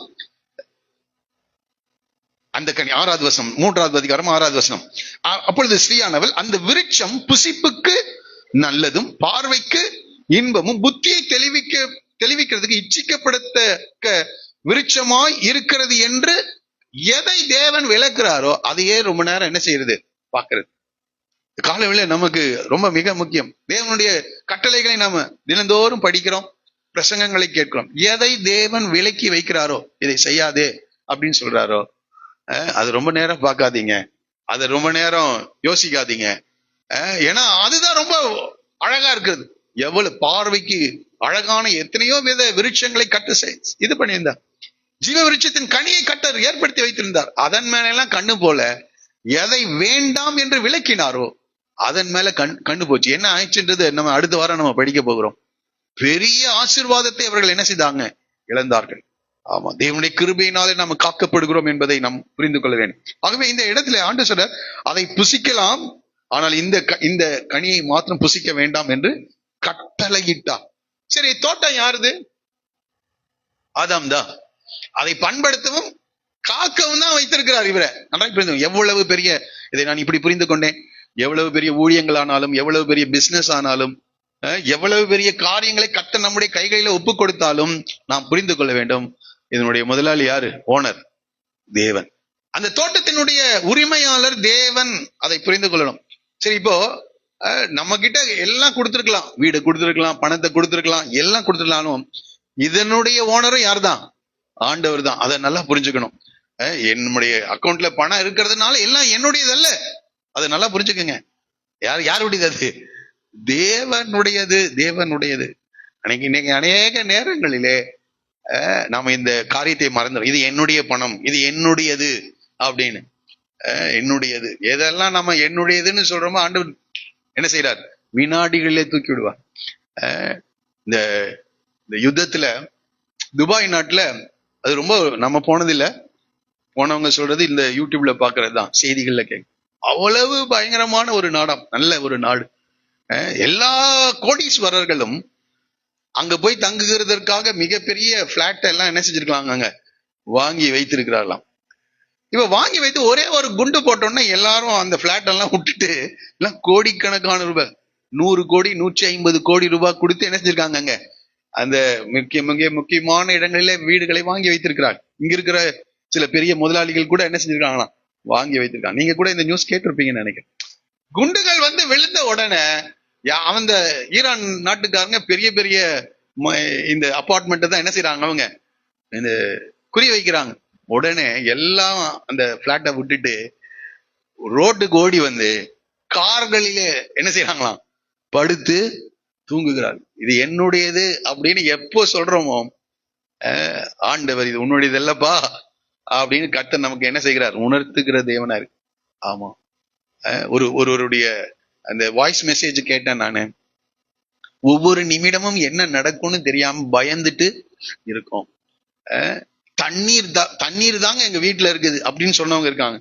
தண்ணீர் தான் இருக்குது, வேற ஒன்றும் இல்லை. உணவுப் பொருட்கள் எல்லாம் தீர்ந்து போயிடுச்சு, வேற ஒன்றும் இல்லை. இந்திய அரசாங்கம் எங்களுக்கு என்ன செய்யணுமா? உதவி செய்யணும். போறப்ப இந்திய அரசாங்கத்தை கேட்டுட்டா போனோம். சில நேரங்களிலே ஆண்டவர் மனிதனை உணரச் செய்கிறார். உங்ககிட்ட பேங்க்ல பணம் இருக்கலாம். இப்ப பாருங்க, எல்லார்கிட்டயும் பேங்க்ல பணம் இருக்குங்க, ஆனா பிளைட் ஓடல. பிளைட் ஓடி இருந்தா என்ன ஆயிடும்? எல்லாம் பிளை பண்ணி என்ன செய்வாங்க, இந்தியாவுக்கு வந்து சேர்ந்திருப்பாங்க. சில நேரங்கள் ஆண்டவர் அவளை பாதுகாக்கணும், அதுக்காக நம்ம ஜெபம் பண்றோம். நான் யாரையும் தப்பு சொல்லல, இங்க கூட வர்றதுக்கு வாய்ப்பு இருக்குது. எது வேணா, என்ன வேண்டும் என்றாலும் எப்ப வேண்டும் என்றாலும் நடக்கும். இப்ப ஆண்டவர் இதுல இருந்து நமக்கு ஒரு பாடத்தை கற்றுக் கொடுக்குறாரு. நீ மண்ணுன்றத கற்றுக் கொடுக்குறாரு. அது மாத்திரம் இல்ல, எல்லாம் யாருடையது? பூமியும் அதிக நிறைவும் கர்த்தருடையது. அவன் நம்ம கையில கொடுத்திருக்கலாம், அதை நிர்வகிக்கின்ற பொறுப்பை கர்த்தர் நமக்கு கொடுத்திருக்கிறார். நாம் தேவனுக்கு என்ன செய்யணும்? கணக்கு கொடுக்க வேண்டியவர்களாய் இருக்கிறோம். ஆமா, ஆகவே இந்த தோட்டத்தில் இருக்கிற எல்லா காரியங்களின் மேலும் தேவனுக்கு அதிகாரம் இருக்குது. ஆகவே அவர் சொல்றார், அவர் கட்டளை இடுகிறார் எதை செய்ய வேண்டும், எதை செய்ய. இந்த பூமி ஆண்டவருடையது, இந்த பூமி ஆண்டவருடையது. அந்த பூமியில ஆண்டவர் நம்மளை குடியிருக்க வைத்திருக்கிறார். சில ஆசீர்வாதங்களை நமக்கு கொடுத்திருக்கின்றார், நல்லது. ஆனால் எதை செய்ய வேண்டும், எதை செய்ய வேண்டாம் என்பதை குறித்து யார் தான் தீர்மானிக்கிறார்? தேவன் தீர்மானிக்கிறார். அந்த கட்டளைகளுக்கு நாம் கீழ்ப்படிவோம் என்றால் தொடர்ந்து அந்த நன்மைகளை நாம் அனுபவிக்கலாம். அந்த கட்டளைகளுக்கு விரோதமாக செயல்படுவோம் என்றால் இந்த ஏதேன் தோட்டத்தை விட்டு துரத்தினது போல தேவனுடைய ஆசீர்வாதங்களை கர்த்தர் விலக்குகிறவராக இருக்கிறார். உபாகம் 28 லேவி ராமபுஸ்தகம் 26 அதிகாரத்திலும் இதை தேவன் இஸ்ரவேல் ஜனங்களுக்கு மிக தெளிவாக இதை என்ன செய்றார்? சொல்றார். நீ போய் சேருகிற அந்த தேசம் பாலும் தேனும் ஓடுகிற தேசம். எப்படி இந்த தோட்டம் எல்லா கனிவரக்கங்கள் நிறைந்த ஒரு தோட்டமா இருந்ததோ அதே போல பாலும் தேனும் ஓடுகிற தேசம்பா. ஆனா நான் சொல்ற கட்டளைகளுக்கு விரோதமாக நீ செயல்படும் போது அந்த தேசத்திலிருந்து நீ துரத்தி அடிக்கப்படுவா என்று சொல்லுகிறார். இன்றைக்கும் அதே தாங்க. ஆண்டவருடைய ஆசீர்வாதத்தை கர்த்தர் நமக்கு கொடுத்திருக்கிறார், தேவனுடைய கட்டளையிலும் கொடுத்திருக்கிறார். நமக்கு ஒரு பெரிய வேலையை ஒவ்வொருவருடைய வாழ்க்கையிலும் கர்த்தர் கொடுத்திருக்கின்றார். அந்த வேலை ரொம்ப பெருசு. நாம் அதை எவ்வளவு தூரம் புரிந்து கொள்ளுகிறோமோ, எவ்வளவு தூரம் நம்ம உழைக்கின்றோமோ, அவ்வளவு பெரிய ஆசீர்வாதங்களை நாம் என்ன செய்ய முடியும், பெற்றுக்கொள்ள முடியும். படிக்கிறவங்க பாருங்க, நான் 10th நின்னுக்கிறேன் அப்படின்னு சொன்னா என்னதான், அவ்வளவுதான். இல்ல நான் இன்னும் கடினமாக முயற்சி செய்வேன் என்று சொன்னா PhD வரைக்கும் என்ன செய்யலாம், போகலாம். அது அவளுடைய முயற்சி, அவருடைய உழைப்பு. அப்ப உழைக்கிறதுக்கேற்ற ஊதியத்தை கர்த்தர் என்ன செய்கிறார், கொடுக்கின்றார். அதற்கேற்ற வேலைகளை கர்த்தர் கொடுக்கிறார். அதற்கேற்ற ஸ்தானங்களை கர்த்தர் என்ன செய்கிறார், கொடுக்கின்றார். நாம அந்த உழைக்க மாட்டோம்னு சொல்லிட்டு சோம்பேறியாக நம்ம இருந்தோம்னா முன்னேற்றங்கள் வராது. அப்ப முன்னேறினவர்களை பார்த்து நாம என்ன செய்ய வேண்டியதா இருக்குது, பொறாமப்பட வேண்டியதா இருக்குது. ஆகவே இந்த காலைவேளை நம்ம உழைக்க நம்மை ஒரு அர்ப்பணிப்போம். ஆண்டவர் இந்த பூமியில வச்சிருக்கிறார். இந்த தரிசனம், இந்த புரிதல் நமக்கு ஏற்பட்டா நாம இன்னும் அநேக காரியங்களை கர்த்தருக்காக செய்ய முடியும். சரி, இருக்கட்டும். அப்போ இந்த பூமி கர்த்தருடையது. அப்போ எதை செய்யணும் எதை செய்யக்கூடாது என்பதை தேவன் தீர்மானிக்கிறார். அதை புசிக்கும் நாளிலே சாகவே சாவா என்று ஆண்டவர் சொல்லி இருக்கிறார். ஆண்டவர் சரி, ஓகே. இந்த கட்டளையை கொடுத்த பிறகு அடுத்தது பாருங்க, 18வது வசனத்திலிருந்து நம்ம படிக்கும் போது, பின்பு தேவனாகிய கர்த்தர், மனுஷன் தனிமையா இருப்பது நல்லதல்ல, ஏற்ற துணையை அவனுக்கு உண்டாக்குவேன். அடுத்தது அவனை பாக்குறார்.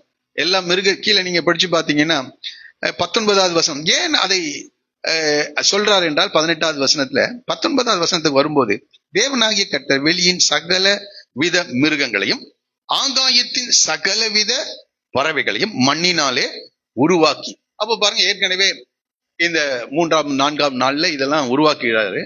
இதெல்லாம் இந்த பறவைகள் மிருகங்களை எல்லாம் உருவாக்குறாரு. உருவாக்கி ஆதாம் அவைகளுக்கு என்ன பேரிடுவான் என்று பார்க்கும்படி அவைகளை அவனிடத்தில் கொண்டு வந்தார். எப்படி பாருங்க, ஆண்டவர் ஆதாம உருவாக்கிட்டு எல்லா பறவைகளையும் மிருகங்களையும் யாருக்கு நேரம் நடத்துறாரு. இப்போ பெரிய வேலையை நான் சொல்றேன், பெரிய வேலை ஆதாம் செய்கிற வேலை. இப்ப ஒவ்வொரு பறவையும் என்ன செய்ய, ஜோடி ஜோடியா என்ன செய்தாங்க, வருகிறது. இப்ப ஆண்டவர் வெயிட் பண்ணிட்டு இருக்கிறாரு. என்னன்னா, இவன் என்ன பேரிடுவான் என்று பார்க்கும்படி அவைகளை அவனிடத்தில் கொண்டு வந்து. நான் இதை யோசிச்சேன். ஒவ்வொரு மிருகத்தை பார்த்து அந்த மிருகத்தோடு பழகி அந்த மிருகத்தினுடைய சுபாவங்களை எல்லாம் அறிந்து அந்த மிருகத்துக்கு இவன் என்ன செய்யணும், பேரிட. எவ்வளவு பெரிய வேலை கொடுத்திருக்கிறார் பாருங்க. எவ்வளவு மிருகங்கள் இருக்கு, ஐயோ அது சொல்லவே முடியாது. அவ்வளவு மிருகங்கள் இருக்குது, அவ்வளவு பறவைகள் இருக்கிறது. இப்ப இந்த பறவைகள் எல்லாம் அவன் பார்த்து அதனுடைய குணாதிசயங்களை அறிந்து அதனுடைய எப்படி சத்தம் கொடுக்கிறது, அது எப்படி நடந்து கொள்ளுகிறது என்றெல்லாம் பார்த்து அவைகளுக்கெல்லாம் என்ன செய்யணும், பேரிட வேண்டும். ஒரு புஸ்தகத்துல படிச்சதை நான் சொல்றேன்.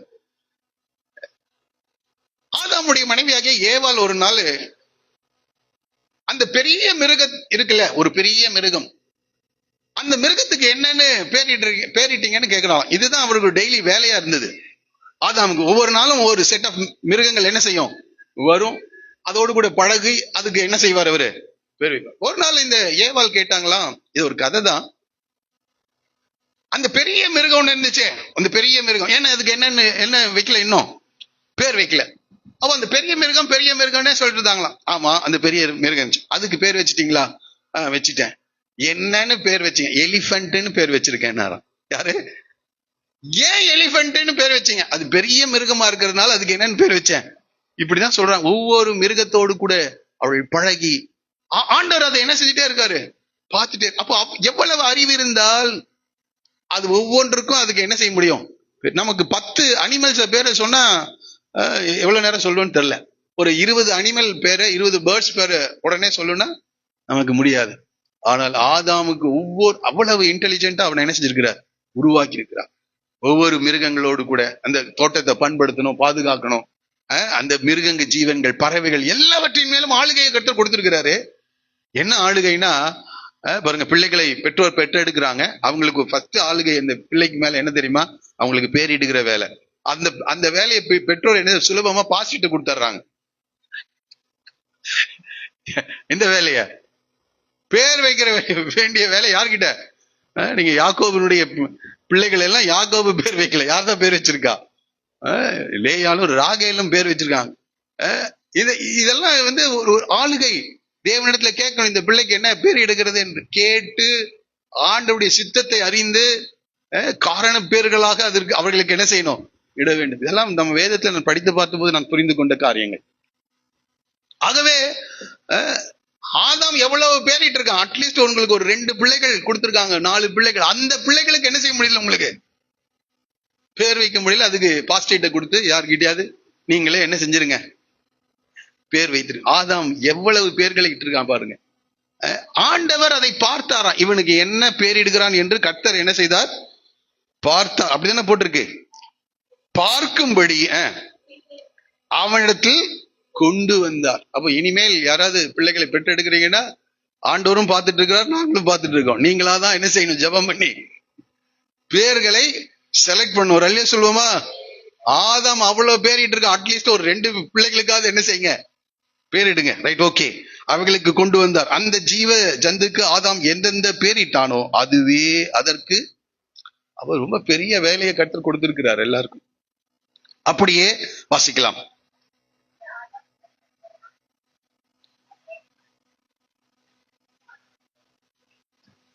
இப்ப பாருங்க, எல்லாம் 2 வருகிறது. இந்த வேலையை அவன் செஞ்சுட்டே இருக்கான். 2 வேலை. ஒண்ணு அந்த தோட்டத்தை பாதுகாக்கணும், இன்னொன்று இந்த பெரிய வேலையை செய்து கொண்டே வருகிறான். எல்லாம் 2 என்ன செய்து வந்துட்டே இருக்குது ஆதாம் கிட்ட. ஆதாம் தனியா உட்கார்ந்து இதெல்லாம் என்ன செஞ்சுட்டு இருக்க, செய்துட்டு இருக்கான். அப்ப ஆதாமுடைய எண்ணங்கள்ல என்ன செய்யுது, ஒரு யோசனை போகிறது. எல்லாம் 2 வருது, நான் மட்டும் என்ன செஞ்சிருக்கேன், தனியா இருக்கிறேன் என்ற உணர்வு வரும்போது இங்க ஆதாமுக்கோ ஏற்ற துணை இன்னும் காணப்படவில்லை. பாருங்க 18வது வசனத்துல பாருங்க, பின்பு தேவனாகிய கர்த்தர் மனுஷன் தனிமையா இருப்பது நல்லதல்ல. அப்போ 1ஆம் அதிகாரத்துல எல்லாம் நல்லது என்று கண்ட தேவன், இத 2வது வசனத்துல 2வது அதிகாரத்துல மனிதன் தனிமையா இருப்பது என்ன இல்லையா, நல்லதல்ல என்பதை கர்த்தர் இங்க ஆண்டவர் புரிந்து கொள்ள, ஆண்டவர் அங்கே சொல்லுகிறார். அவனுக்கு ஏற்ற துணையை அவனுக்கு உண்டாக்குவேன் என்று கர்த்தரே என்ன செய்தார், சொன்னாரு. இப்ப திரும்பியும் சொல்றாரு, ஆதாமுக்கோ இன்னும் ஏற்ற துணை இன்னும் காணப்படவில்லை. சிங்கம், புலி, கரடி எல்லாம் வருது, மான் வருகிறது, பல மிருகங்கள் வருகிறது. ஏதாவது ஒண்ணு துணையா இருக்குமா அப்படின்னு கூட இவன் என்ன செஞ்சிருக்கலாம், யோசிச்சிருந்திருக்கலாம். ஆனா அதெல்லாம் அவனுக்கு ஏற்ற துணையாக இல்லை. அவனுக்கு தெரியுது, ஏன்னா அவன் தேவ சாயலில் உருவாக்கப்பட்டிருக்கிறான். ஆனால் இவைகள் அந்த நிலையில என்ன செய்யல, இல்ல. சில மிருகங்கள் நம்ம சொல்றதுக்கு என்ன செய்யும், அது கீழ்ப்படியும். நாய்கள் எல்லாம் இருக்குது, அது சிலதெல்லாம் என்ன செய்யுது, கீழ்ப்படியுது. ஆனா அது மனிதனோடு பேச முடியாது. அப்போ அவன் பாக்குறான், அதுங்கெல்லாம் 2 சுத்திட்டு இருக்கிறது. ஆனால் இதெல்லாம் அவனுக்கு ஏற்ற துணை இல்லை என்பதை அவன் புரிந்து கொண்டான். ஏனால் மனிதன் தேவ சாயலில் தேவனுடைய ரூபத்தின்படி உண்டாக்கப்பட்டான். அந்த டிஃபரன்ஸ் அவன் நல்லா புரிஞ்சுக்கிட்டான். இதுல எதுவும் நமக்கு ஏற்றது இல்லை என்பது. அடுத்து 2 காரியம், ஏற்ற, அடுத்தது துணை. இதை நம்ம புரிஞ்சுக்கணும். ஏற்ற துணை, ஏற்றுக்கொண்ட துணை அல்ல. என்னது, சிலர் சொல்றது ஏற்ற துணை இல்லைங்க, நான் ஏற்றுக்கொண்டுட்டேன் அப்படின்னு சிலர் சொல்றத கேட்டிருக்கேன். ஆண்டவர் எப்படி உண்டாக்குனாராம், ஏற்ற துணை. இதெல்லாம் இந்த திருமண காரியங்கள் இருக்கிறவங்களுக்கு இதை புரிந்து கொள்ளுது. ஆண்டவர் ஏற்றதை என்ன செய்கிறார், கொடுக்கிறவர். அடுத்தது துணை, உதவியாக இருக்கும்படியாக. இது சகோதரிகள் புரிந்து கொள்ளுங்க. துணையாக, உதவியாக இருக்கும்படி தேவன் என்ன செய்திருக்கிறார், அதை அவர்களை தெரிந்து கொள்ள. இதுல சில காரியங்களை நான் சொல்லும்படி விரும்புகிறேன். ஏற்ற துணை, ஒரு உதவியாளராக பெண்கள் செயல்பட வேண்டும் என்பதற்கு சில வசனங்களை நான் சொல்ல. அப்போதான் குடும்பமா இருக்கும், இல்லைன்னா பிரச்சனைகள் வந்துடும். 1 தீமோத்தேயு நிருபம் 2ஆம் அதிகாரம் 13வது வசனத்திலே வாசிக்கலாம். எண்ணத்தினாலெனில் முதலாவது ஆதாம் உருவாக்கப்பட்டான், பின்பு ஏவாள் உருவாக்கப்பட்டான். அப்ப ஃபர்ஸ்ட் யாரதான் உண்டாக்கி இருக்கிறார் ஆண்டவர், ஆதாம். ஆதாமுக்குள்ளிருந்து யாரை எடுக்கிறார், ஏவாளை எடுக்கிறார். இது ரொம்ப கவனிக்க வேண்டிய ஒரு காரியம். முன்பு ஆதாம் உருவாக்கப்பட்டான், பின்பு ஏவாள் உருவாக்கப்பட்டாள் என்று 1 தீமோத்தேயு 2:13 நான் படிக்கிறோம். இன்னும் படிக்கலாம். இந்த வசனத்தை படிச்சுட்டு வந்துடுவோமா? சரி, இருக்கட்டும். இங்கே பாருங்க, இப்ப எப்படி உருவாக்குறார் என்று நாம் படிக்கிறோம். 21வது வசனம், அப்பொழுது தேவனாகிய கர்த்தர் ஆதாமுக்கு அயர்ந்த நித்திரையை என்ன செய்தார், வரப்பண்ணினார். அயர்ந்த நித்திரை வரப்பண்ணினார். அவன் விலா எலும்புகளில் ஒன்றை எடுத்து அந்த இடத்தை சதையினால் அடைத்தார். தேவனாகிய கர்த்தர் தாம் மனுஷனில் எடுத்த விலா எலும்பை மனுஷியாக உருவாக்கி அவளை மனுஷனிடத்தில் கொண்டு வந்தார். அப்ப பாருங்க, எதுல உருவாக்குறாருங்க, விலா, மனிதன் ஆதாமுடைய சரீரத்துல அநேக எலும்புகள் இருக்கிறது, அநேக எலும்புகள் இருக்கு. தலையில கூட மண்டை ஓடுலாம் இருக்குது, கால்ல கூட என்ன இருக்குது இருக்கு, கையில இருக்குது, எல்லா இடத்துலயும் எதுதான் இருக்குது எலும்புகள்.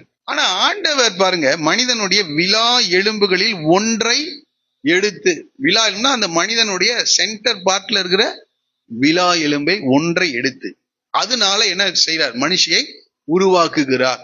அதான் ஒருத்தர் சொன்னாரு, தலையிலிருந்து எடுத்தா அப்புறம் அவ்வளவுதான், அவங்கதான் ஆளுகை செய்வாங்க. கால்ல இருந்து எடுத்தா இவன் என்ன செஞ்சிருவான், அந்த அம்மாவை மிதிச்சிருவான். அதனால அங்க இருந்தெல்லாம் எடுக்காம ஹார்ட்டுக்கு பக்கத்துல இருக்கின்ற ஒரு விலா எலும்பை எடுத்து என்ன செய்கிறார், அவனை அந்த எலும்பினால் அவளை என்ன செய்தார், மனுஷியாக உருவாக்கினார் என்று நாம் படிக்கிறோம். இது ரொம்ப கவனிக்க வேண்டிய காரியம். ஒரே ஒரு விலா எலும்பினாலே மனுஷியை உருவாக்கினார். ஆனா இங்க உருவாக்கும் போது ஆதாம் தேவ சாயலில் உருவாக்கப்பட்டான், அதே தேவ சாயல் தான். ஆனா ஆதாமை போலவே உருவாக்கவில்லை, ஆதாமை போலவே உருவாக்கல. ஏன்னா இவங்களுடைய டேஸ்ட், அவங்களுடைய செயல்கள், அவருடைய எண்ணங்கள் எல்லாமே என்னது மாறினது. ஆதாமிலிருந்து எடுத்து ஏவால என்ன செஞ்சிருக்கார், உருவாக்கி இருக்கிறார். ஆதாமை போல இல்ல, ஆதாமை போனா இன்னொரு ஆதாம தான் என்ன செய்யணும், உருவாக்கணும். ஆனால் ஆண்டவர் ஏவால என்ன செய்திருக்கிறார், அங்கே கொஞ்சம் ஆல்டர் பண்ணி அவனுக்கு ஏற்ற உதவியா இருக்கும்படி ஏவாளை கர்த்தர் என்ன செய்திருக்கிறார், உருவாக்கி இருக்கிறார். இப்ப பாருங்க, இந்த உருவாக்குனாரா தேவனாகிய கர்த்தர் தாம் மனுஷனில் எடுத்த விலா எலும்பை மனுஷியாக உருவாக்கி அவளை மனுஷனிடத்தில் கொண்டு வந்தார். அவ பாருங்க, ஏதேன் தோட்டத்துக்கு அவனை அழைத்து வந்தாரா, அதே போல இவனுக்கு அந்த உணர்வு வந்திருக்கிறது என்பதை அறிந்து, அவனுக்கு ஒரு துணை தேவை என்பதை அறிந்து ஆண்டவரே என்ன செய்தாராம், அவனை மனுஷனிடத்தில் கொண்டு வந்தார். அப்பொழுது ஆதாம் பார்த்த உடனே புரிஞ்சுட்டான். ஒவ்வொன்றுக்கும் பேர் வச்சான்ல, இப்ப ரொம்ப இன்டெலிஜென்ட் ஆயிட்டா யாரு, ஆதாம். ரொம்ப ரொம்ப அறிவுபூர்வமான ஒரு மனிதனாக மாறிவிட்டான். பாருங்க, அவன் பார்த்த உடனே சொல்றான், இவள் என் எலும்பு. ஆண்டவர் எல்லாம் சொல்லல, இதெல்லாம் இப்படி எல்லாம் நான் செஞ்சேன்பா அப்படின்னு எல்லாம். இவள் என் எலும்பில் எலும்பும் என் மாம்சத்தில் மாம்சமுமாய் இருக்கிறாள், இவள் மனுஷனில் எடுக்கப்பட்டபடினால் மனுஷி எனப்படுவார். அப்ப ஆதாம் தான் யாருக்கு பேர் வச்சா, அவளை ஆண்டு கொள்ளுங்கள்னா பறவைகள், மிருகங்கள் எல்லாத்தையும் இருக்குது. அதே போலதான் இங்கேயும் அவளுக்கு மனுஷி என்று அவள் என்ன செய்தார், பேரிட்டான் என்று படிக்கிறோம். இப்போ இதுல இருந்து சில காரியங்களை நான் உங்களுக்கு சொல்லும்படி வருவேன். தேவன் தான் இந்த குடும்பம் என்கின்ற அமைப்பை தேவன் ஏற்படுத்தி இருக்கிறார். இந்த அமைப்பை குறித்து தான் சொன்னேன் நானு. ஆதாம் முன்பாக முதலாவது உருவாக்கப்பட்டான், பின்பு ஏவாள் உருவாக்கப்பட்டான். சரி, பவுல் இதை குறித்து சொல்லும் போது 1 கொரிந்தியர் 11ஆம் அதிகாரம் 8-9 வசனங்களை நாம் படிக்கிறோம். 1 கொரிந்தியர் 11:8-9. புருஷன் ஸ்திரீயிலிருந்து தோன்றினவன் அல்ல, ஸ்திரீயே புருஷனிலிருந்து தோன்றினவள். புருஷன் ஸ்திரீக்காக சிருஷ்டிக்கப்பட்டவன் அல்ல, ஸ்திரீயே புருஷனுக்காக சொல்லுங்க சிருஷ்டிக்கப்பட்டவள். இதை நன்றாய் புரிந்து கொள்ளணுங்க. இன்றைக்கு இந்த புரிதல் இல்லாததுனால பல பிரச்சனைகள் வருகிறது. ஆண்களுக்காக பாஸ்டர் பேசுறாரு அப்படின்னு நினைச்சிடாதீங்க. பிரசங்கம் முடிகிற வரைக்கும் நல்லா கவனிங்க. அவ பாருங்க, இங்க பவுல் சொல்றாரு, புருஷன் ஸ்திரீக்காக சிருஷ்டிக்கப்பட்டவன் அல்ல, ஸ்திரீயே புருஷனுக்காக சிருஷ்டிக்கப்பட்டவள் என்று சொல்லுகிறார். சரி, இருக்கட்டும். அடுத்ததாக இன்னொரு வசனத்தை காண்பிக்க விரும்புகிறேன். எபேசியர் 5ஆம் அதிகாரம் 23-24. எபேசியர் 5:23-24. கிறிஸ்து சபைக்கு தலையாய் இருக்கிறது போல புருஷனும் மனைவிக்கு தலையாய் இருக்கிறான், அவரே சரீரத்திற்கு ரட்சகராய் இருக்கிறார். அப்போ தலை யாராம்? ஏன்னா இவன் தான் ஏவாளுக்கு என்ன செய்யறான், ஏவாள் மனுஷி என்று என்ன செய்தான், பேரிட்டான். இவன் தான் முன்பாக உருவாக்கப்பட்டான், இவனுக்காக தான் ஏவாள் சிருஷ்டிக்கப்பட்டாள். நன்றாய் புரிந்து கொள்ள. அதனால சொல்றாரு, கிறிஸ்து சபைக்கு தலையாய் இருக்கிறது போல புருஷனும் மனைவிக்கு தலையாய் இருக்கிறான், அவரே சரீரத்திற்கு ரட்சகராய் இருக்கிறார். ஆகையால் சபையானது கிறிஸ்துவுக்கு கீழ்ப்படுகிறது போல மனைவிகளும் தங்கள் சொந்த புருஷருக்கு, படிங்க நீங்க, எந்த காரியத்திலும் கீழ்ப்படிந்திருக்க வேண்டும் என்று சொல்லுகிறார். கீழ்ப்படிந்திருக்க வேண்டும் எந்த காரியத்தை. ஆண்டவர் எல்லாவற்றையும் ஒரு ஆர்டராக வைத்திருக்கின்றார். பிள்ளைகளே, உங்கள் பெற்றாருக்கு கர்த்தருக்குள் என்ன செய்யுங்க, மனைவிகளே உங்கள் சொந்த புருஷருக்கு எந்த காரியத்திலேயும் கீழ்ப்படியுங்கள் என்று சொல்லுகிறார். அதே போல புருஷர்கள் கர்த்தருக்கு என்ன செய்யணும், அவங்களுக்கு புருஷனுக்கு தலை கிறிஸ்து, கிறிஸ்துவுக்கு தலை தேவன். அப்படின்னா இந்த ஆர்டரை நம்ம மாத்திடவே கூடாது. இந்த ஆர்டரை மாத்துனா அங்க பிரச்சனை தான் என்ன செய்யும், வரும். திரும்பவும் பிரச்சனைக்கு தீர்வு என்னன்னா ஆர்டருக்குள்ள வர்றதுதான். நிறைய பேரு பிரச்சனைக்கு தீர்வு வேற எங்கேயா தேடிட்டு இருக்காங்க. பிரச்சனைக்கு தீர்வு எங்கன்னா இந்த வசனத்துக்கு திரும்பும் போது, இந்த வசனத்தை அனுபவமாக்கும் போது அந்த பிரச்சனைகள் என்ன செய்யும், தீரும். சரி, ஓகே. இங்கே கீழ்ப்படிந்திருக்க வேண்டும். இப்ப உடனே ஆண்கள் எல்லாம் இந்த வசனத்தை கேட்டு எல்லாத்துக்கும் என்ன செய்யும், என்ன கீழ்ப்படியணும்னு எடுத்து தடி எடுத்து இது பண்ணிடாதீங்க. இன்னொரு வசனம், ரொம்ப மிக மிக முக்கியமான வசனத்தை ஆண்டவர் எனக்கு காண்பித்தார். இந்த குடும்பம் என்ற அமைப்புல நம்ம எப்படி செயல்பட வேண்டும் என்பதை குறித்து வாசனம் சொல்லுகிறது. மத்தேயு சுவிசேஷம் 20ஆம் அதிகாரம் 25, 28. குடும்பத்துல தலை ஆண்கள் தான், ஆனா அந்த ஆண்கள் எப்படி செயல்பட வேண்டும் வாசிக்கலாம். மத்தேயு 20, 25 28 வசனம். அப்பொழுது இயேசு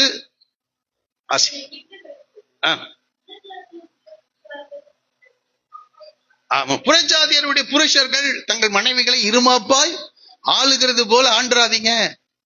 ஒரு காலத்துல அப்படிதான் மனைவிகை புருஷர்கள் என்ன செஞ்சுட்டே இருப்பாங்க, அடின்னு அடிச்சுட்டு இருப்பாங்க, வேலை வாங்கிட்டு இருப்பாங்க, பல காரியங்களை என்ன செஞ்சுட்டே இருப்பாங்க, செய்து அவர்களை உபத்திரவப்படுத்தி கொண்டே இருப்பார்கள். இப்ப இங்க நம்ம படிக்கிறோம், புறஜாதியருடைய அதிகாரிகள் அவர்களை இருமாப்பாய் ஆளுகிறார்கள் என்றும் பெரியவர்கள் அவர்கள் மேல் கடினமாய் அதிகாரம் செலுத்துகிறார்கள் என்றும் நீங்கள் அறிந்திருக்கிறீர்கள். சரி, அடுத்த வார்த்தை வசனம் ரொம்ப தெளிவா சொல்றாரு. உங்களுக்குள்ள எப்படி இருக்காது, அப்படி இருக்கலாகாது. பாத்தீங்க, இங்க ரொம்ப அற்புதமா சொல்றார். எப்ப தலை, குடும்பத்துக்கு தலை யார் தான், கணவன் தான், ஆண்கள் தான் தலை.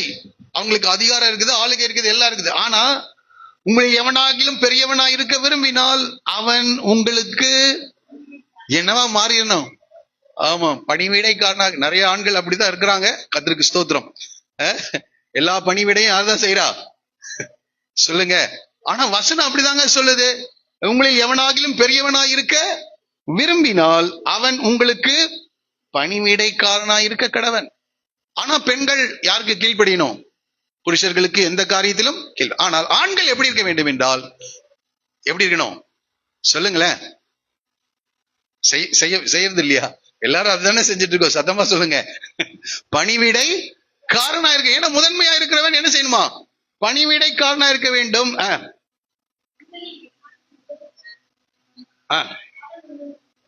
ஊழியக்காரனா இருக்க கடவன்.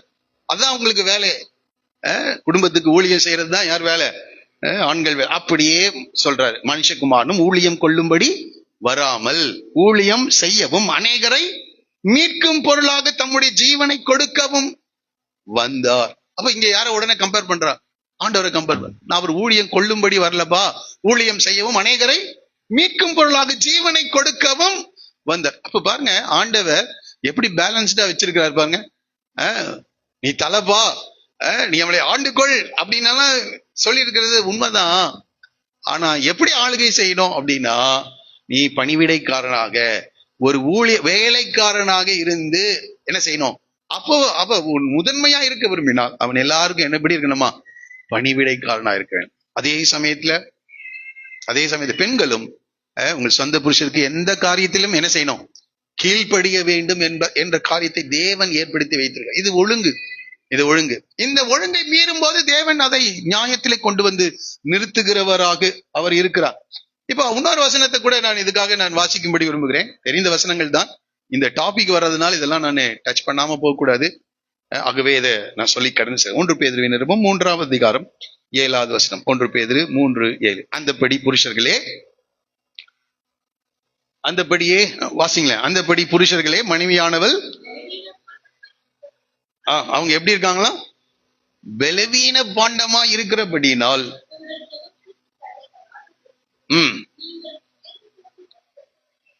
வாழ்ந்து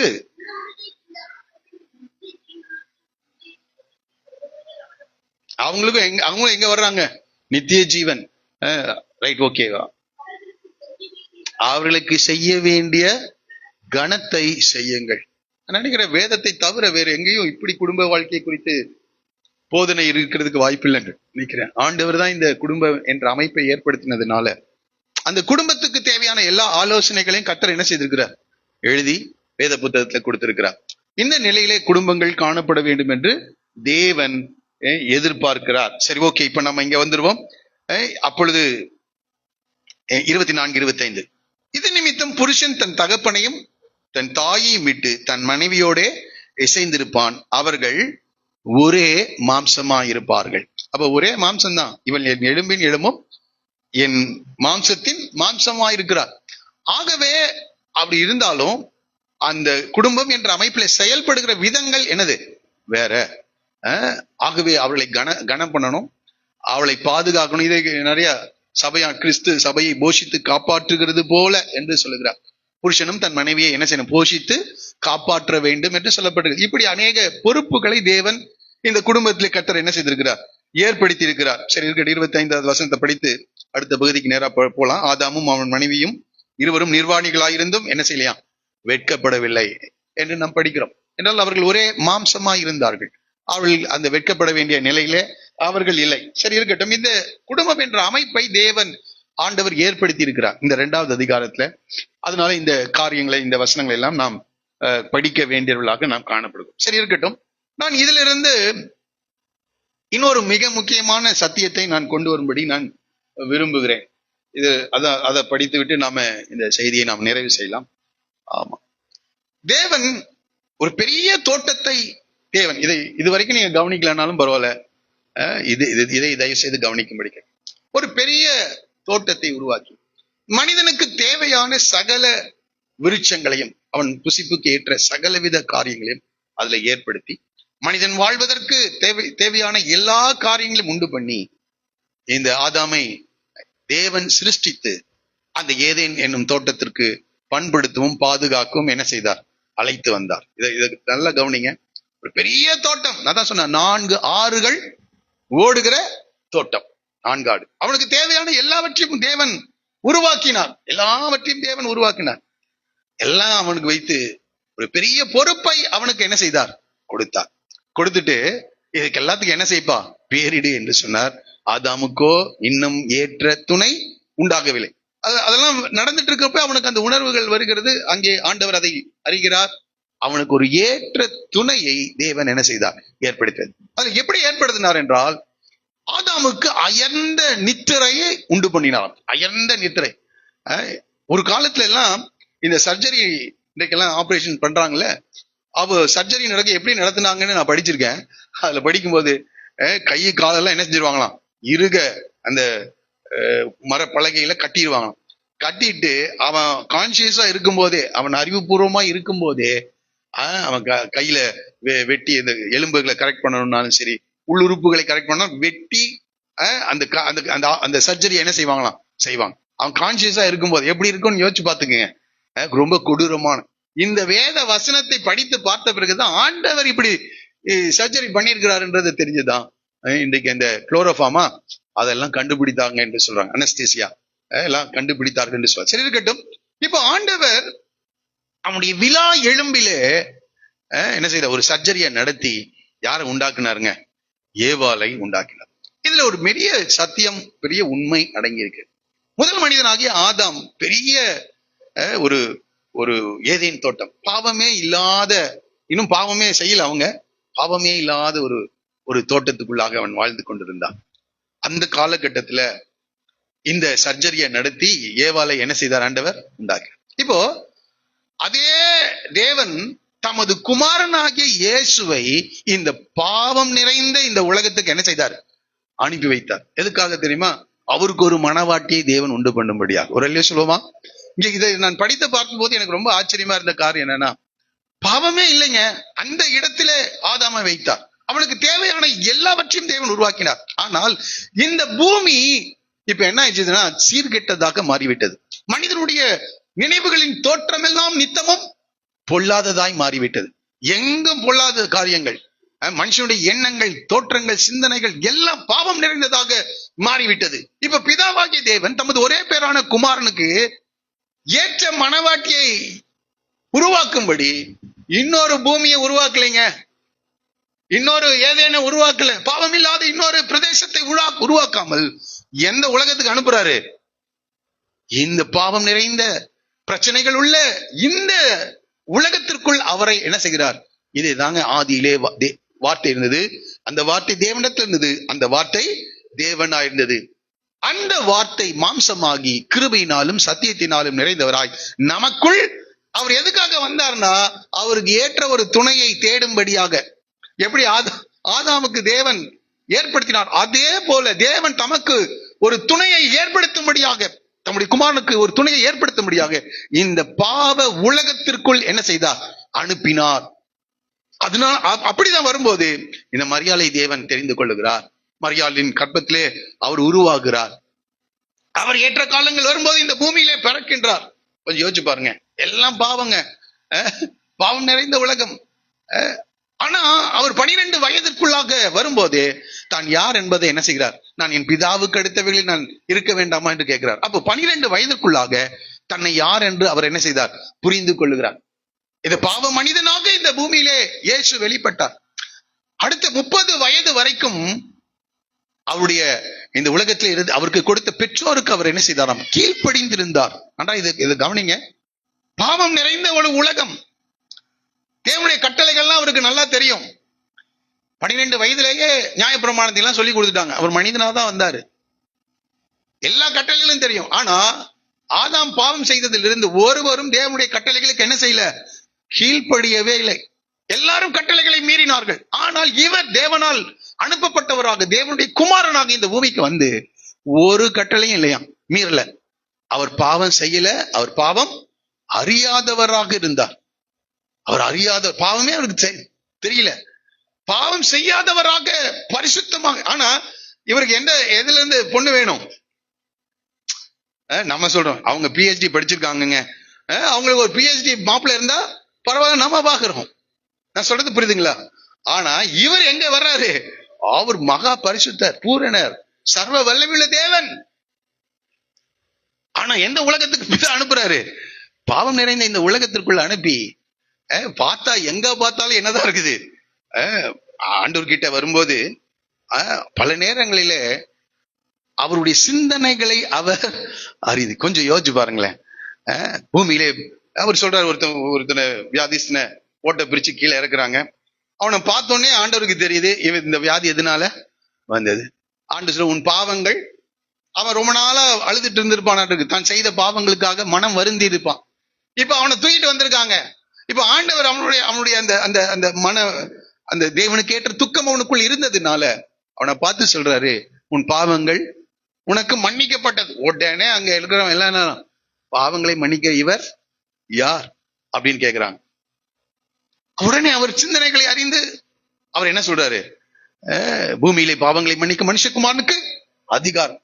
அவ போகிற வருகிற இடங்கள் எல்லாம் இதை வேற தெரியுது, மனிதர்களுக்குள்ள இருக்கிற சிந்தனைகளை அவர் என்ன செய்தார்? ஒரு ஆள் அனுப்புறாங்க, அவரை போய் வார்த்தையினால பிடித்துட்டு வாங்க அப்படின்னு சொல்லி அனுப்புறாங்க. அப்ப அவன் வந்து கேக்குறான், ராயனுக்கு வரி கொடுக்கறது நியாயமா, கொடுக்கலாமா கொடுக்க வேண்டாமான்ற. அவன் எதுக்காக இதை கேட்கிறான்றது நல்லா தெரியும். விபச்சாரத்துல கையும் மையுமாய் பிடிக்கப்பட்ட ஒரு ஸ்திரீயை அனுப்புகிறார். எடுத்துட்டு வந்து நிறுத்துறாங்க இவர் முன்னாடி, எப்படியாவது குற்றம் கண்டுபிடிக்கலாம். அப்போ மனுஷனுடைய நினைவுகளை அவர் அறிந்திருக்கிறார், மனிதர்களை அவர் அறிந்திருக்கிறார். எல்லாம் பாவமா இருக்குது. ஒரு ஆள் கூட நன்மை செய்கிறவன் ஒருவனாகிலும் இல்லை, தேவனை தேடுகிறவன் ஒருவனும் இல்லை. ஆனால் அந்த பூமிக்கு பிதாவாகிய தேவன் மனமாட்டியை தெரிந்து கொள்ளும்படியாக இந்த மகா பரிசுத்தமான தேவகுமாரனை இந்த பூமிக்கு என்ன செய்தாராம்? அனுப்பினார். இது கொஞ்சம் யோசிச்சு பார்த்தா ரொம்ப ஆச்சரியமா இருக்கு. சரி, இப்ப இங்க எப்படி தெரிந்து கொள்வது? இதே சர்ஜரி தான் இங்க நடக்குது. இதே போல பாருங்க, ஆதாமுக்கும் ஏவாளுக்கும் பரீட்சை வச்சது போல இயேசுவுக்கு ஒரு பரீட்சை வைக்கிறார். 40 நாள் வனாந்தரத்திலே அவர் அவர் அவர் அவர் தங்கியிருக்க வேண்டிய ஒரு சூழ்நிலை அவருக்கு. அவர் ஞானஸ்நானம் பெற்று கரையேறின உடனே பரிசுத்த ஆவியானவர் மேல் ரூபமாக இறங்கினார், புறாவை போல. உடனே அவர் தேவ ஆவியானவராலே வனாந்தரத்துக்கு பிசாசினால் சோதிக்கப்படும்படி என்ன செய்தார்? கொண்டு போகப்பட்டார். அங்கே 40 நாள் அவருக்கு சாப்பாடு இல்லை. 40 நாளுக்கு பிறகு அவருக்கு என்ன வந்தது? பசி உண்டாயிற்று. இப்ப பசி வந்த உடனே இவருக்கு என்ன வேணும்? ஆகாரம் வேணும். ஆகாரம் இல்ல. இப்ப பாருங்க, ஏதேன் தோட்டத்துல எல்லா வித கனிகளும் இருந்துச்சு, ஒரே ஒரு கனி தான் விளக்குனாரு. இவருக்கு எதுவுமே இல்லை, எதுவுமே இல்லை, சாப்பிடுவதற்கு ஒன்றும் இல்லை. பிசாசு இப்ப கரெக்டா வந்து சொல்றான், 40 நாள் உபவாசம் இருந்த, ஜெபம் பண்ண, எல்லாம் நல்லா நடந்தது. இந்த கல்லுகளை என்ன செய்ய அப்பமாக மாற்றி சாப்பிடு. எவ்வளவு பெரிய இதேதான் அங்க செய்தான். அங்கேயாவது தோட்டத்துல, இங்க என்ன எங்க வந்திருக்கு? வனாந்திரத்திலே. எதுக்காக வந்திருக்காருங்க? தனக்கு மனவாட்டியை ஏற்படுத்தும்படியா. இவர் சொல்றாரு, மனுஷன் அப்பத்தினாலே மாத்திரமல்ல, தேவனுடைய வாயிலிருந்து புறப்படுகிற ஒவ்வொரு வார்த்தையினாலும் பிழைப்பான். இப்ப ஏவாள் என்னங்க சொல்லியிருக்கணும்? அங்க ஆண்டவர் சொல்லியிருக்கிறாரு, இதை புசிக்கும் நாளிலே, ஆமா எனக்கு இவ்வளோ கனி விருட்சங்கள் இருக்கிறது, நான் புசிக்க மாட்டேன் என்று சொல்லி இருந்தா அவன் விலகி என்ன செஞ்சிருப்பான்? போயிருப்பான். ஆனா இவங்க என்ன சொல்றாங்க? அதை பார்க்க ஆரம்பிக்கிறான். இன்னைக்கு கூட ஆண்டவர் சொன்ன காரியத்துக்கு விரோதமாக பிசாசு சொல்வான், அதுதாங்க கரெக்ட், அதுதான் சரியானது அப்படின்னு என்ன செய்வான்? நமக்கு நம்முடைய காரியங்களை, பாவத்தை தூண்டுகிறவனாக இருப்பான். ஆனா வசனம் சத்தியம், அதனாலதான் சத்தியத்தை அறிவீர்கள், சத்தியம் உங்களை விடுதலையாக்கும். அது சத்தியம் என்பது உண்மையாக காணப்படுகிறது. தேவனுடைய வார்த்தை உண்மையானது, அது சத்தியமானது. ஆகவே தேவனுடைய வார்த்தை, அங்கதான் பிசாசை அவர் என்ன செய்யறார்? வனாந்தரத்துல அவர் ஜெயிக்கிறார் 30 வயசுல. இப்ப 3.5 வருடங்களாக ராஜ்யத்தின் சுவிசேஷத்தை, மனம் திரும்புங்கள் பரலோக ராஜ்யம். இப்ப பாருங்க, யாருக்கு பிரசங்கம் பண்றார்? மனவாட்டிக்கு. மனம் திரும்பு, மனம் திரும்புன்னு சொல்றார். மனம் திரும்புங்கள் பரலோக ராஜ்யம் சமீபமா இருக்கிறது. இவங்களுடைய அட்டென்ஷனை கவர் பண்றதுக்காக அநேக அற்புதங்களை அவர் என்ன செய்கிறார்? இவர் யார் என்பதை மனவாட்டி அறிந்து கொள்ளணும். ஆனா மனவாட்டிக்கு என்ன வரல? மனவாட்டி அற்புதத்தை மாத்திரம் வாங்கிட்டு அதை என்ன செஞ்சிருது? ஓடி போயிடுது. புரியுதா? புரியல என்ன சொல்றது? அற்புதங்களை 10 பேரு அற்புதங்களை பெற்றுக்கொண்டாங்க. ஒருத்தன் தான் என்ன செய்தான்? பணிந்து கொண்டான். இன்னும் சில கூட்டம் வந்துச்சு, அவளை பார்த்து அவர் மனதுருகினார். திரளான ஜனங்கள் அவர்கள் வழியில அனுப்பினா அவங்க சோர்ந்து போயிடுவார்கள் என்று சொல்லி எல்லாருக்கும் அப்பமும் மீனும் என்ன செய்தாரு? எல்லாருக்கும் கொடுத்தார். எல்லாரும் சாப்பிட்டு போட்டு. அப்போவாவது இந்த மனவாளனை என்ன செய்யணும்? அறிந்து கொள்ள அற்புதங்களை செய்தார். தேவனுடைய ராஜ்யத்துக்கு அடுத்த சுவிசேஷத்தை அவர் போதித்தார். தேவனுக்கு பிரியமானவளை எப்படி வாழ முடியும், தேவனுடைய ராஜ்யத்தின் காரியங்களை தெளிவாக அவர்களுக்கு என்ன செய்தார்? போதித்தார். பிசாசுகளை துரத்தினார். எல்லாரும் பார்த்தாங்க, அந்த அற்புதத்துக்காக கை தட்டினாங்க. ஆனா வசனத்துக்கு என்ன செய்யல? இன்றைக்கும் அநேகர் அப்படிதான் சொல்றாங்க. ஆண்டவருடைய அற்புதங்களை பார்க்கிறார்கள், ஆண்டவருடைய ஜெபங்களுக்கு பதில்கள் வேண்டும், ஆனால் மனவாட்டியாக விருப்பம் இல்லை. மனவாட்டியாக விருப்பம் இல்லைங்க. ஆகவே 3.5 வருடங்கள் ஜனங்களுடைய கவனத்தை கவர்ந்தார்.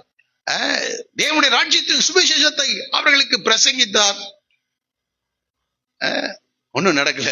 இப்ப பாருங்க, ஆண்டவர் ஆதாமுக்கு ஏற்ற துணையை உருவாக்கும் போது என்ன செய்தார்? இதே ஆதாம் செய்ததுதான். தினந்தோறும் அவைகளுக்கு பேரிட்டான், பண்படுத்தினான். தேவனுடைய தோட்டத்தில் அவன் வேலை செய்தான். அதே போல தேவனுடைய திட்டத்தை 3.5 ஆண்டுகள் இந்த பூமியில இயேசு என்ன செய்தார்? நிறைவேற்றி கொண்டே இருந்தார். இப்ப வேலை வந்தது. இப்ப ஆதாம கர்த்தர் அயர்ந்த நித்திரைக்கு கொண்டு போனார். அயர்ந்த நித்திரைக்கு கொண்டு போய் இப்ப ஒரு சர்ஜரி என்ன செய்தார்? பண்ணார். இப்போ இந்த பூலோகத்தில் இருக்கின்ற மனிதர்களுடைய எல்லா பாவங்களையும் தேவன் யார் மேல சுமத்துறார்? இந்த மனவாட்டி செய்த எல்லா பாவங்களையும் யார் மேல சுமத்துறாரு? ஆமா, மனவாட்டியாக போகின்ற இந்த மனிதர்களுடைய எல்லா பாவங்களையும் அவர் என்ன செய்யற? சிலுவையில இவர் பாவம் ஆயிட்டார். இதுவரைக்கும் இவர் யாரா இல்ல? பாவமே செய்யாதவர், பாவத்தையே அறியாதவர். இப்பொழுது தன்னுடைய மனவாட்டிக்காக எதை எடுத்துக்கிறார்? ஃபுல்லா பாவம் ஆயிட்டாருங்க. பாவம் ஆயிட்டார். இப்ப பாவத்தின் தண்டனை, தேவனுடைய கோபம் அவர் மேல் திரும்புகிறது. பாவத்தின் தண்டனையை சிலுவையிலே அவர் என்ன செய்கிறார்? ஏற்றுக்கொள்கிறார். இப்ப பாருங்க, ஏறக்குறைய நிர்வாண கோலத்துல அவர் சிலுவையிலே என்ன செய்தார்? தொங்குகிறார். இப்ப பாருங்க, அங்க ஆண்டவர் அயர்ந்த நித்திரையை உருவாக்கி என்ன செய்தார்? அங்கே விலா எலும்பை எடுத்தார் என்று படிக்கிறோம். இங்கே அவர் தமது ஆவியை ஆண்டவருடைய கைகளில் என்ன செய்கிறார்? ஒப்பு கொடுக்கிறார். இப்ப சூழ்நிலை எப்படி மாறுகிறது என்றால், உடனடியாக அன்றைக்கு பஸ்கா நாள், ஓய்வு நாள் ஆரம்பமாக போகிறது. அப்போ அந்த ஓய்வு நாள்ல அந்த மரித்தவருடைய பிரேதங்கள் சிலுவையில தொங்கக்கூடாது. ஆகவே பிலாத்தின் இடத்துல போய் கேட்கிறாங்க, அவளை கொலை செய்யும்படி எங்களுக்கு உத்தரவு வேணும். சரி, உடனே ஃபர்ஸ்ட் கல்லன் கிட்ட வர்றாங்க. அவன் உயிரோட தான் இருக்கான். கால்களை என்ன செய்யறாங்க? கால்களை உடைக்கிறாங்க. சீக்கிரமாக மரணம் சம்பவிக்கும்படியாக நான் சுருக்கமாய் சொல்லுகிறேன். அடுத்ததாக வலது பக்கத்தில் இருக்கிற திருடனையும் அப்படியே உடைக்கிறாங்க. அவர்கள் இயேசுவிடத்திற்கு வந்த போது அவர் ஏற்கனவே என்ன செஞ்சிருந்தார்? மரித்திருந்தார். இப்போ அங்கே அதை உறுதிப்படுத்திக் கொள்ளும்படியாக ஒரு போர் சேவகன் தன்னுடைய ஈட்டியினாலே எங்க குத்துனானா? அங்க விலா எலும்பு, அயர்ந்த நித்திரை. இங்கேயும் அதேதான். ஆவியை பிதாவினுடைய கைகளில் ஒப்பு கொடுக்கிறார். இவன் ஈட்டியினாலே அந்த விழாவை என்ன செய்யறான்? குத்துறான். அங்கே ரத்தமும் தண்ணீரும். ஆல்ரெடி ஆண்டவர் என்ன செஞ்சிட்டார்? இறந்துட்டார். விழாவிலே குத்தினான். இந்த சிலுவையை இப்பொழுது மனிதர்கள் நோக்கி பார்க்கிறாங்க. தன்னுடைய பாவத்தை உணர்ந்து யார் ஒருவன் மனஸ்தாபப்பட்டு தன்னுடைய பாவங்களை அறிக்கை செய்கிறானோ அவனை தேவனுடைய மனவாட்டியாக தேவன் என்ன செய்கிறார்? மாற்றுகிறார். அவர்களே சொல்லுவோமா? அவன் சொல்ற இவன் என் எலும்பில் எலும்பும் என் மாம்சத்தின் மாம்சமுமா இருக்கிறார். அதேதாங்க இங்கேயும், அதேதான் இங்கேயும், அதேதான் இங்கேயும். தன்னுடைய விழாவிலே குத்தப்பட்டவர். எதற்காக குத்தப்பட்டார் தெரியுமா? தன்னுடைய மனவாட்டியை தேவன் தெரிந்து கொள்ளும்படியாக. ஏதேனும் தோட்டத்திலே ஆதாமை தேவன் வைத்தார். ஆனால் பிதாவாகி தேவன் இயேசுவை தோட்டத்தில் அல்ல, வனாந்திரத்துக்கு தேவன் அனுப்பினார். பாவ உலகத்திற்கு தேவன் அனுப்பினார். இந்த மனுஷனுடைய முழு பாவங்களையும் அவர் மேல் சுமத்தினார். அதற்கான தண்டனையை ஏற்றுக்கொண்டார். அந்த தண்டனைக்காக தாங்க விழாவிலே அவர் என்ன செய்தார்? குத்தப்பட்டார். தன்னுடைய ஜீவனை இந்த மனவாட்டிக்காக என்ன செய்திருக்கார்? சபைக்காக தேவன் ஒப்பு கொடுத்தார் என்று படிக்கிறோம். இப்போ நம்ம எபேசியருக்கு வருவோமா? அதை படித்து நம்ம நிறைவு செய்யலாம்.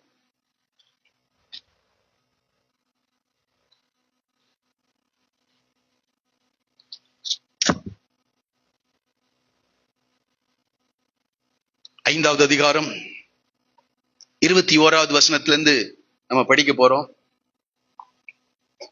இருங்க, நான் சத்தமா படிக்கிறேன். இது ரொம்ப மிக முக்கியமான காரியம்.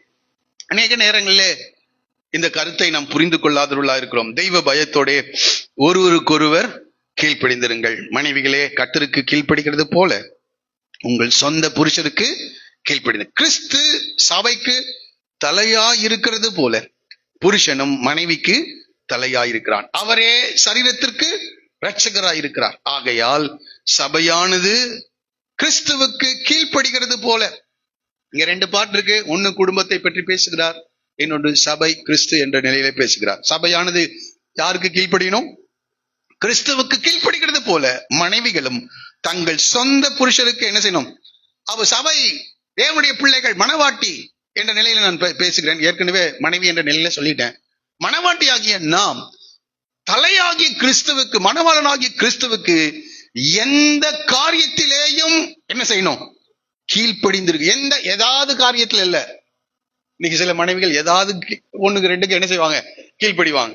ஆனா வசனம் எந்த காரியத்திலேயும், இப்போ நான் சொல்ல சபை ஆகிய நாம, மனவாட்டியாக தேவன் தெரிந்து கொண்ட நாம, தலையாகிய கிறிஸ்துக்கு, மனவாளனாகிய கிறிஸ்துவுக்கு எந்த காரியத்திலேயும் அவர் ஒண்ணு சொல்லிட்டாருன்னா அதுதான் இறுதி வாக்கு. எடுத்துக்கொள்றீங்களா? ஒரு இல்லையே சொல்லுவோமா? இன்னைக்கு அநேகர் அப்படி அல்ல. அவங்க கீழ்ப்படுகிறாங்க, இவங்க கீழ்ப்படுகிறாங்களா, அவங்க நடக்கிறாங்களா? இல்ல இல்ல, இதுதான் வாக்கு, இதுதான் தேவனுடைய வார்த்தை. இவர்களில தான் மனவாட்டியை அவர் செலக்ட் பண்றாரு. நல்லா புரிந்து கொள்ளுங்க. எந்த காரியத்திலேயும் கிறிஸ்துவுக்கு என்ன செய்யணுமா? அப்படியே புருஷர்களே உங்கள் மனைவிகளில் என்ன செய்யுங்க? இப்ப நன்றாய் புரிந்து, உண்மையாக கீழ்ப்படுகின்ற ஒரு மனைவியை ஒரு புருஷன் கண்டிப்பா என்ன செய்வான்? அன்பு கூறுவான். இப்போ ஆண்டவர் பார்க்கிறாரு, என்னுடைய மனவாட்டியாகிய இவன் என்ன செய்யறான்? எனக்கு எல்லா காரியத்திலும் கீழ்ப்படுகிறான் என்பதை புரிந்து கொள்வார் என்றால், அவர் அறிவார் என்றால், கிறிஸ்து சபையில் என்ன செய்வார்?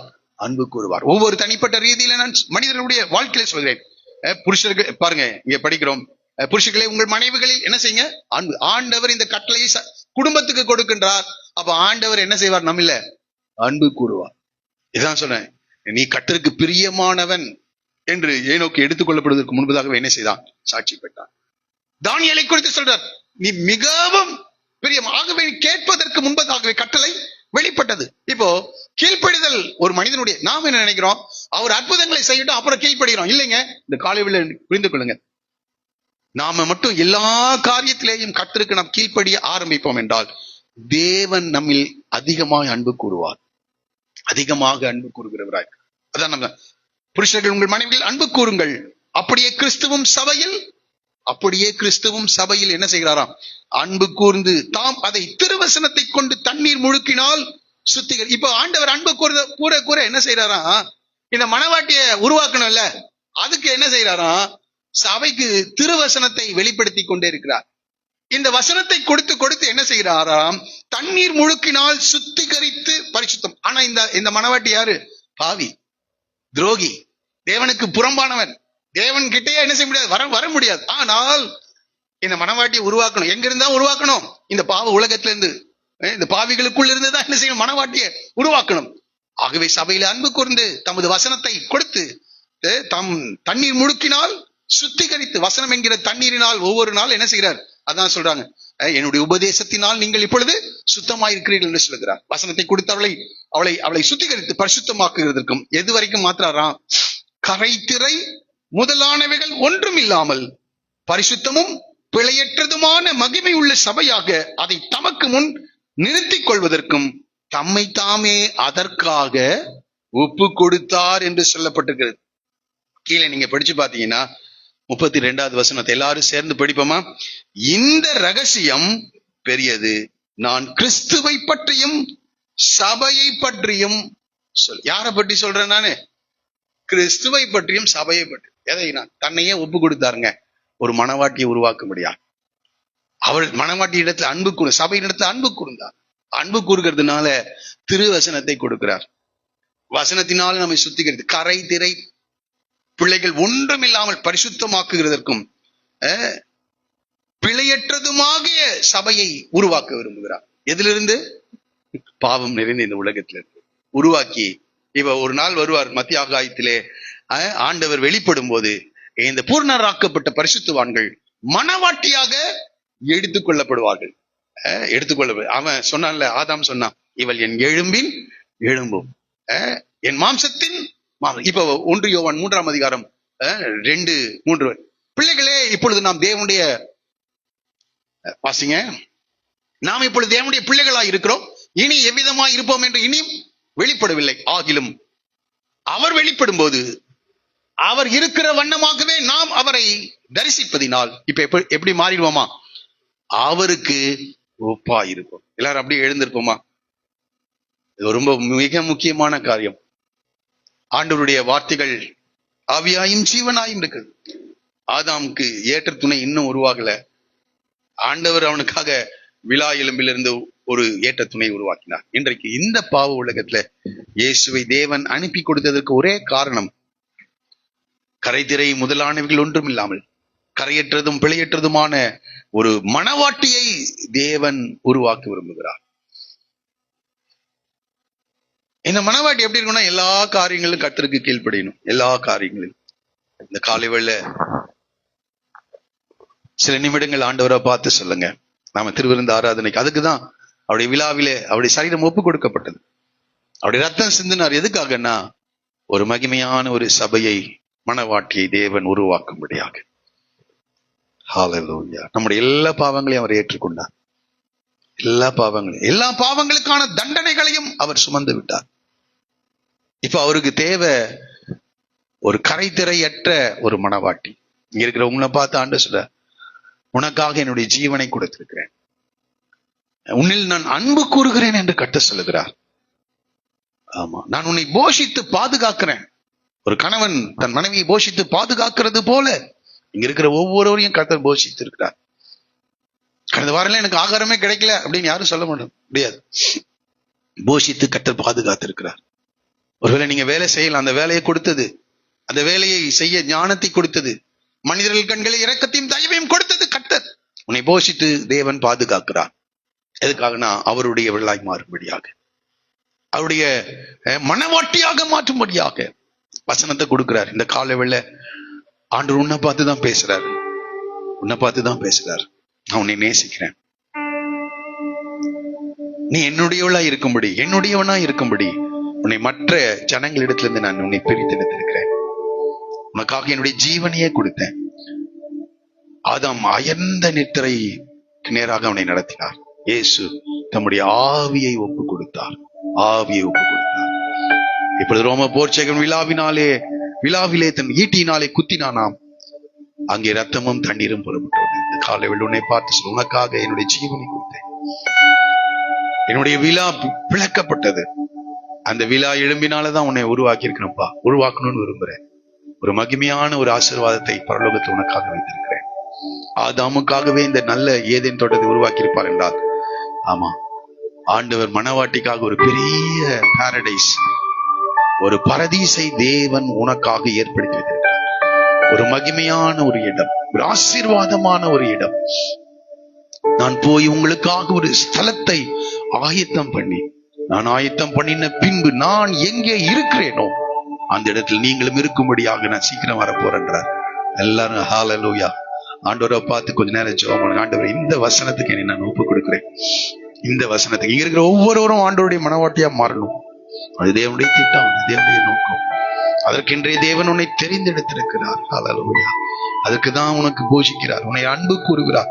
இந்த வசனத்தை மறுபடியும் மறுபடியும் பல விதங்களிலே பல மனிதர்களை கொண்டு தேவன் பேசுகிறது எதற்காக என்றால், பிழையற்ற கரைதிரையற்ற சபையை தேவன் உருவாக்க விரும்புகிறார். ஹல்லேலூயா. அந்தோ கல்வாரியில் அருமை இரட்சகரே, சிறுமை அடைந்து தொங்கினார், சிறுமை அடைந்து தொங்கினார். அந்தோ கல்வாரியில் அருமை இரட்சகரே, சிறுமை அடைந்தே தொங்கினார், சிறுமை அடைந்தே தொங்கி. தேசத்தில் எல்லாரும் கண்களை மூடி இந்த பாடலின் சில சரணங்களை நாம் பாட போகிறோம். இதை உணர்ந்து பாட போகிறோம். சிலுவையை நோக்கி பாருங்க. திருவிருந்த ஆராதனைக்காக நான் இந்த செய்தி எடுக்கல. ஆனா இந்த செய்தியை, இந்த 2வது அதிகாரத்தை நான் சிந்தித்துக் கொண்டிருக்கும் போது இந்த எண்ணத்தை கர்த்தர் கொடுத்தார். இதை கற்றுக்கொள்ள கர்த்தர் எனக்கு உதவி செய்தார். இது ஒரு பெரிய சத்தியத்தை கர்த்தர் இன்றைக்கு நமக்கு வெளிப்படுத்தி இருக்கிறார். ஆகவே இயேசுவே சிலுவையின் காட்சி எதற்காக என்றால், மகிமையான ஒரு சபையாக, மகிமையான ஒரு மனவாட்டியாக தெய்வம் நம்மை மாற்ற முடியும். தேவன் தம்மை ஒப்பு கொடுத்தார். எல்லாரும் சேர்ந்து பாடுவோம். ஹல்லேலூயா. அந்தோ கல்வாரியில் அருமை இரட்சகரே, சிறுமை அடைந்தே தொங்கினார், சிறுமை அடைந்தே தொங்கினார். மகிமை மாட்சிமை அறந்திழந்தோரார், கொடுமை குருசை தெரிந்தெடுத்தார். மகிமை மாட்சிமை அறந்திழந்தோரார், கொடுமை குருசை தெரிந்தெடுத்தாரே. மாயலோ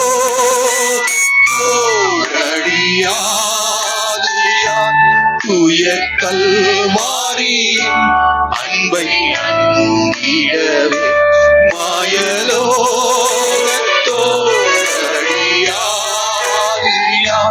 தூய கல்வாரியின் அன்பை அங்கிடவே. அந்தோ கல்வாரியில் அருமை இரட்சகரே, சிறுமை அடைந்தே தொங்கினார், சிறுமை அடைந்தே தொங்கினார். அழகும் இல்லை, சௌந்தர்யம் இல்லை, அந்த கெடுச்சால் எந்தனை நீக்க. அழகும் இல்லை, சௌந்தர்யம் இல்லை, அந்த கெடுச்சால் எந்தனை நீக்க. பல நிந்தைகள் சுமந்தாலும் 10,000 பேரில் சிறந்தவர். பல நிந்தைகள் சுமந்தாலும் 10,000 பேரில் சிறந்தவர். அந்தோ கல்வாரியில்